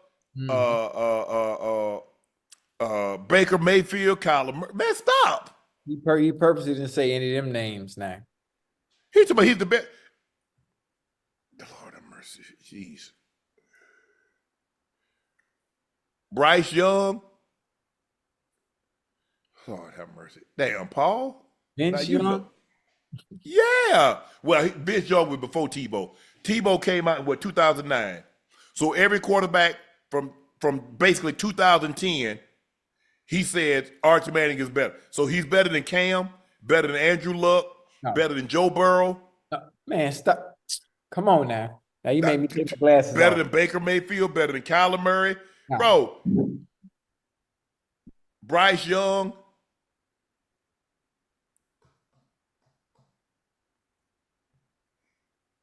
Yes, look, he's in his 3rd year, but this is really only he's really like a freshman because it only started like 4 games, and he's starting against teams that, it doesn't matter who's the quarterback. Texas was going to win those games. So now he's starting, and they're going to be meaningful games. They're going to have to go, what's Texas' schedule looking like? Are they still doing the Red River rivalry? Yeah. Okay. So you got Oklahoma.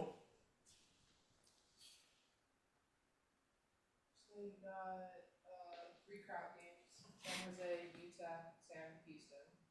Then they have Florida, Oklahoma, Kentucky, Mississippi, Vandy, Georgia, Arkansas, and yeah. So we'll find out a lot about them. They got Georgia. I mean, they got some games they should win. They got 3 games, Ocho, they should win easily. Hell, you or I could be quarterback, and we'd probably win those games with Mia, you or I at quarterback. But they got Georgia, they got A&M on their schedule. They got some, Florida, Oklahoma. So we'll find out a little more. Dragon the Abandoner. Forget Arch. This freshman at Cal, this freshman quarterback at Cal is insane.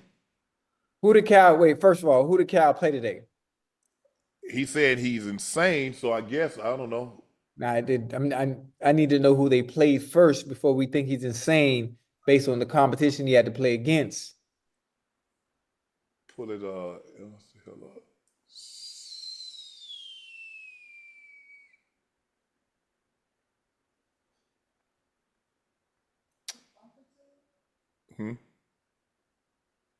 We're trying to pull it up to see what this quarterback at Cal that everybody be talking that Dragon is talking about. He better threw for 500, at least 500. They're playing right now. Yeah. And they're playing Oregon State. Oh, I get it. Blue They 80, playing your team. They playing Oregon State. How many yards he done threw for, Ash? Blue 80. It's 20 of 29, 3 touchdowns, 235 passing. Ocho, they cooking y'all. Who? That's Cal, because I'm not at quarterback. 31-9. 31-9. Y'all losing. They That's- got a whole lot. Y'all got a few. It's only because it's week 1. That's all. It's week 1 for them too. So it ain't like if y'all week 1 for y'all and it's week 10 for everybody else. Oregon State ain't losing no more games this year. I can tell you that. Probably not gonna win anymore either. Big Mike said, respect, winners gonna win. That's what we do, bro. That's what we do. Truth Speaks 101 said, I believe the NFL is coming for Coach Prime Son.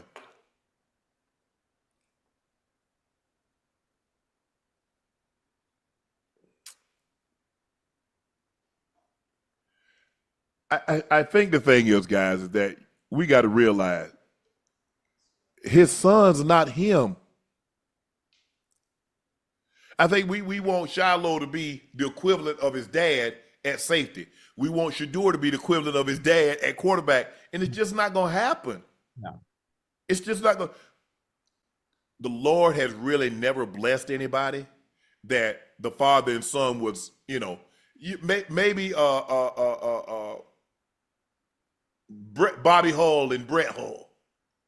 But for the most part, you're not finna get Barry Bonds Jr. and Barry Bonds Sr.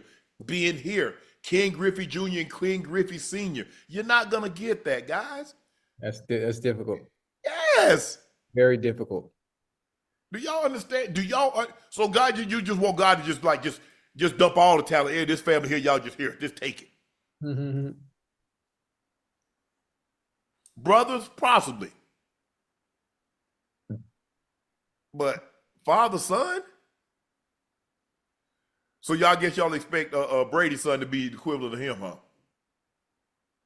That's a lot of pressure. Man, come on. I go pick me another sport. I ain't playing football. If I do play football, I damn sure ain't playing quarterback. Mm-hmm. DeJohn Donnelly said, who's going to have a better season between Bryce Underwood and Arch Manning? I mean, I'm going to have to watch the young man play. Bucket called me and told me he was playing pretty well, but I was kind of focused on the game that we're, right. We're going to talk about. There'll be a time that we're going to talk about the young man, and so I'll make sure I pay attention to him because I don't want to say, well, he yada, yada, yada, and not having seen anything that he's done, Ocho. So, right. So I apologize for that chat, but Ocho and I take a look at him in the coming weeks because obviously we're going to talk about him when they play Ohio State, but we want to have a discussion about him before we get to that point. So sorry, I can't even give you a fair assessment who's going to have a better season. I watched Arch. I have not seen Bryce Underwood, but I'll get that. Yeah. Fins NJ said, Ocho, did Carson Palmer ever call you out, bro? Yeah, hell yeah. I told the story on here. Remember I told you we were playing the Steelers? And I think a ball, forgot what it was. Ball might have been too far somewhere, and I couldn't get to it, and I took my chin strap and snapped it, walking back to the huddle. And Carson was like, if you ever motherfucker show me up like that again, you'll never get another motherfucking ball. That's Ayyyy. He knew the camera. He knew the camera was on me. Uh-huh. Yeah, that was one time we never hated that. Yeah, all that stuff like this here, Ocho. Yeah, throwing your hands up and all that. Yeah, yeah. I really did that though. I really did. That one time I was hot. I was trying to get that ball, boy.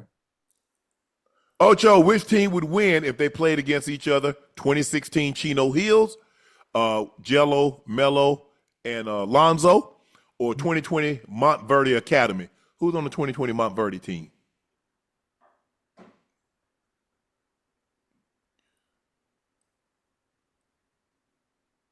And he got a question. If you put Miami's 2001 Miami's defense and Nobody. That defense. How many games?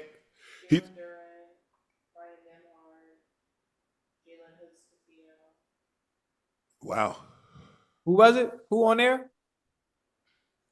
Chino Hill's team was Lonzo, Mello, and Jello against Jalen Durden, Ryan Nemhard, and Jalen Hood-Scafino. If you put the 2001 Miami's defense and the 2019 LSU offense on one team, how many NFL games could they win? 0. If they're in the NFL? Or you talking about in college? About in college, 0. 0. Bro, y'all got to Ocho, we're not finna have this conversation, man. I'm not finna get my blood pressure up. Nah. Because people actually think that a college team. Okay. Not a chance in hell. OG underscore Thanos said, is Kalen DeBoer already on the hot seat? And say, yeah, absolutely. You think so? Ocho, that's Alabama. Hey, they played Florida State.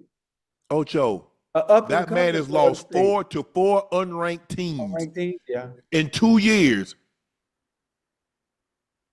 Coach Saban ain't lose that many in 2 decades. I mean, because, Ocho, you have to understand. And what do they have at Alabama? Expectations. The standard is the standard. I understand that. J1 Cal said, how great would Georgia be if they had both Jeremiah Smith and Ryan Williams? Ooh. They thought about, I think Ryan Smith thought about going to Ohio State, didn't he? I thought him and Jeremiah thought about teaming up, and then at the last second he ended up going to Alabama.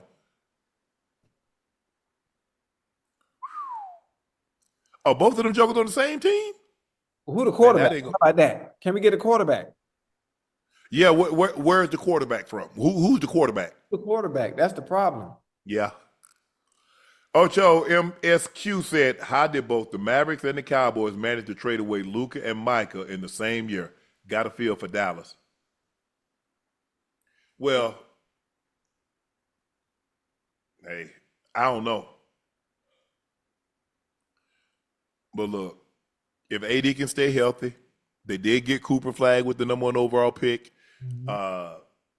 Kyrie probably not going to come back until after in 2026, so maybe January, February, if he plays this season. Kyrie's going to want to be healthy. And I understand that. But Luka, no Michaels. I think Luka is more of a, if I had to say, more of a transcendent, generational, transformative player. Guys like Luka don't come around, man. Come on. I mean, Micah is Micah is a top 3 or 4 player at his position. Yep. Luka's a top 5 player in the NBA. Regardless of position. Right. Skeezy CA said, who wins a wrestling match, Unc or Ocho?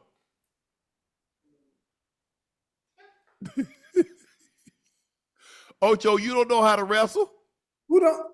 I trained with Khabib for 2 years, man. I trained with Khabib when he was preparing for Conor McGregor. What are you talking about? Man, Ocho, I ain't gonna pick you and it's over. No, you won't, man. But I put you in the guillotine and choke you out, Unc. Man, don't do that, man. This is what Ocho, I. you can't choke nobody out in wrestling. I said wrestling, not MMA, wrestling. Oh, okay. Oh, my bad. Because my ground game is phenomenal. My ground, I'm just Ocho, I'm gonna pin you, Ocho. nah. Brody White said, what made you hop on the phone and call the National Guard? Because the fans in New England was being unruly. We were beating the brakes off them too. And we had come out of the game. We were ahead. I think it was probably like 10 minutes in the ball game. We were up like 31-7 or something. And Mike said, that's it. And it was like, Sharpe, Colts is better than you. At the time, Ben Colts was on the Patriots. Mm-hmm. And Ben and I was, like I said, I had known Ben since college.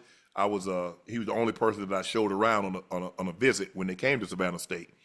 I recommend that he not come if he wanted to play his freshman season. And so he ended up going to Livingston. And Coach Davis said, damn, Holmes, I ain't going to have you show nobody around. You got them going someplace else. I said, Coach, I couldn't lie to him. I said, Coach, are you going to move me to tight end? He said, yes. I said, do you think he can beat me out? No. But he said, lie to him. We got to get good players. So my bad. I ain't know. So the fans were on me saying Coach was better than me, and we were beating them. So I was like, you know what? I just picked up the phone. It just red phone, because you already heard that the president had a red phone. Mm-hmm. Ain't nobody ever seen it, but they said the president got a red phone. I'm like, damn. So I was like, hey, red phone.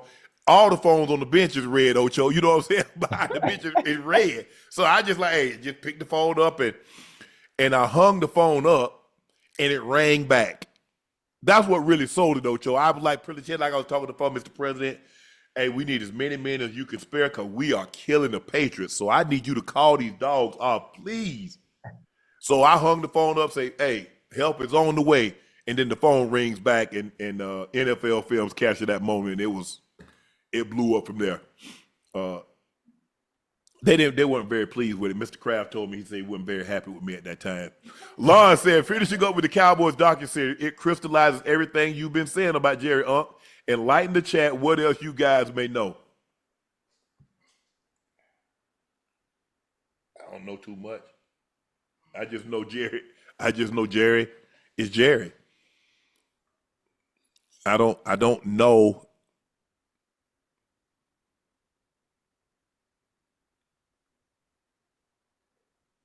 Creatures they do what they do. Yeah. Eagles and falcons, offspring, they're birds of prey. What do they do? Oh, they're going to hunt. Right. That's what they're going to do. They're going to hunt. And you can't break them of that habit. Jerry has been who he's been. You're not going to break him of that habit. He just said he wished he had done things differently and blah, blah, blah, and come to find out at the end of the day, this is who Jerry is. It served him well. In business, it served him well. He's wealthy beyond.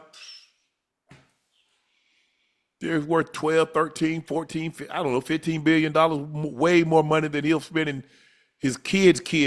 I mean, kids won't be able to spend all the money.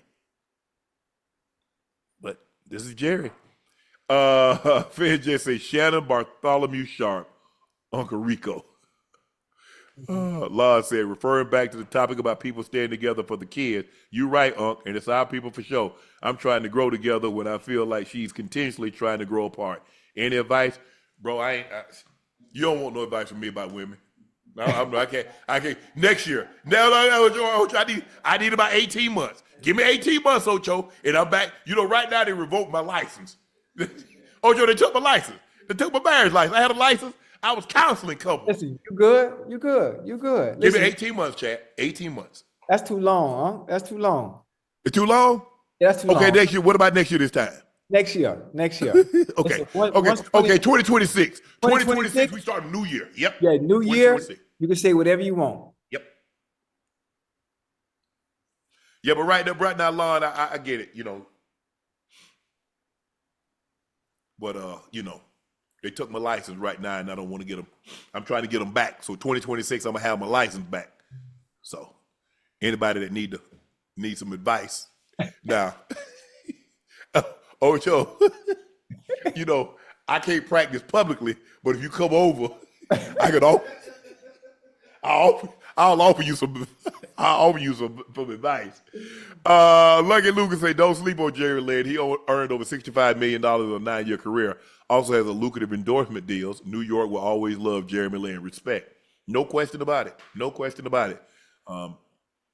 Tebow parlayed that. He has a gig at, I think he still does ESPN. He does a lot of charitable work. Peyton Hillis, I don't know, Peyton Hillis was on the cover, held out for contract, and it just never materialized after that. But, yeah, I mean, the guy went to Harvard, made a name for himself, made over $65 million. Hey, great career, great career. Not many can say they had Linsanity. So that concludes this episode of Nightcap. I want to thank you guys for joining us. We really appreciate you guys tuning in and watching us tonight. We want to thank our guest contributor who will be contributing all college football season during the college football playoffs and beyond, bowl games, Johnny Manziel. Please make sure y'all hit that subscribe button. Please make sure you hit the like button. Do us all a favor. Go subscribe to the Nightcap podcast feed wherever you get your podcast from. We'd like to thank each and every one of you that tuned in tonight, and like you have so many other nights. Ocho and I greatly, greatly appreciate that. Thank you for helping Nightcap become the phenomena which it's become. So thank you again very much. Make sure you check out my cognac, Le Portier. If you cannot find it in a city or state near you, order it online. We'll ship it directly to your door. The best tasting premium VSOP cognac on the market. Don't take my word for it. Try it. I promise you, you will not be disappointed. We have a commemorative edition to celebrate my brother's induction into the Pro Football Hall of Fame. He and I are the first two brothers in the Pro Football Hall of Fame. And out of respect and my way to honor him, we came up with this commemorative box that you see on your screen. Grab it. Just head over to LePortierCognac.com to grab yours while supplies last. Please go follow my media company page on all of its platforms, Shay Shay Media, and my clothing company, 84, with 84 being spelled out. Again, thank Johnny Manziel. Look, he's a couple of time zones away, and he's like, hey, Unc, I'm going to be there. I'll be there for you guys, and I'll be there for you every single week. So I want to thank Johnny for first of all, being a guest contributor for the college football season. And y'all go make sure y'all check out his podcast, YouTube channel, Glory Daze with Johnny Manziel. That's GLORYDAZE, Glory Daze with Johnny Manziel. I'm Unc. He's Ocho. We'll see you tomorrow after the game. Thank you, guys. Peace.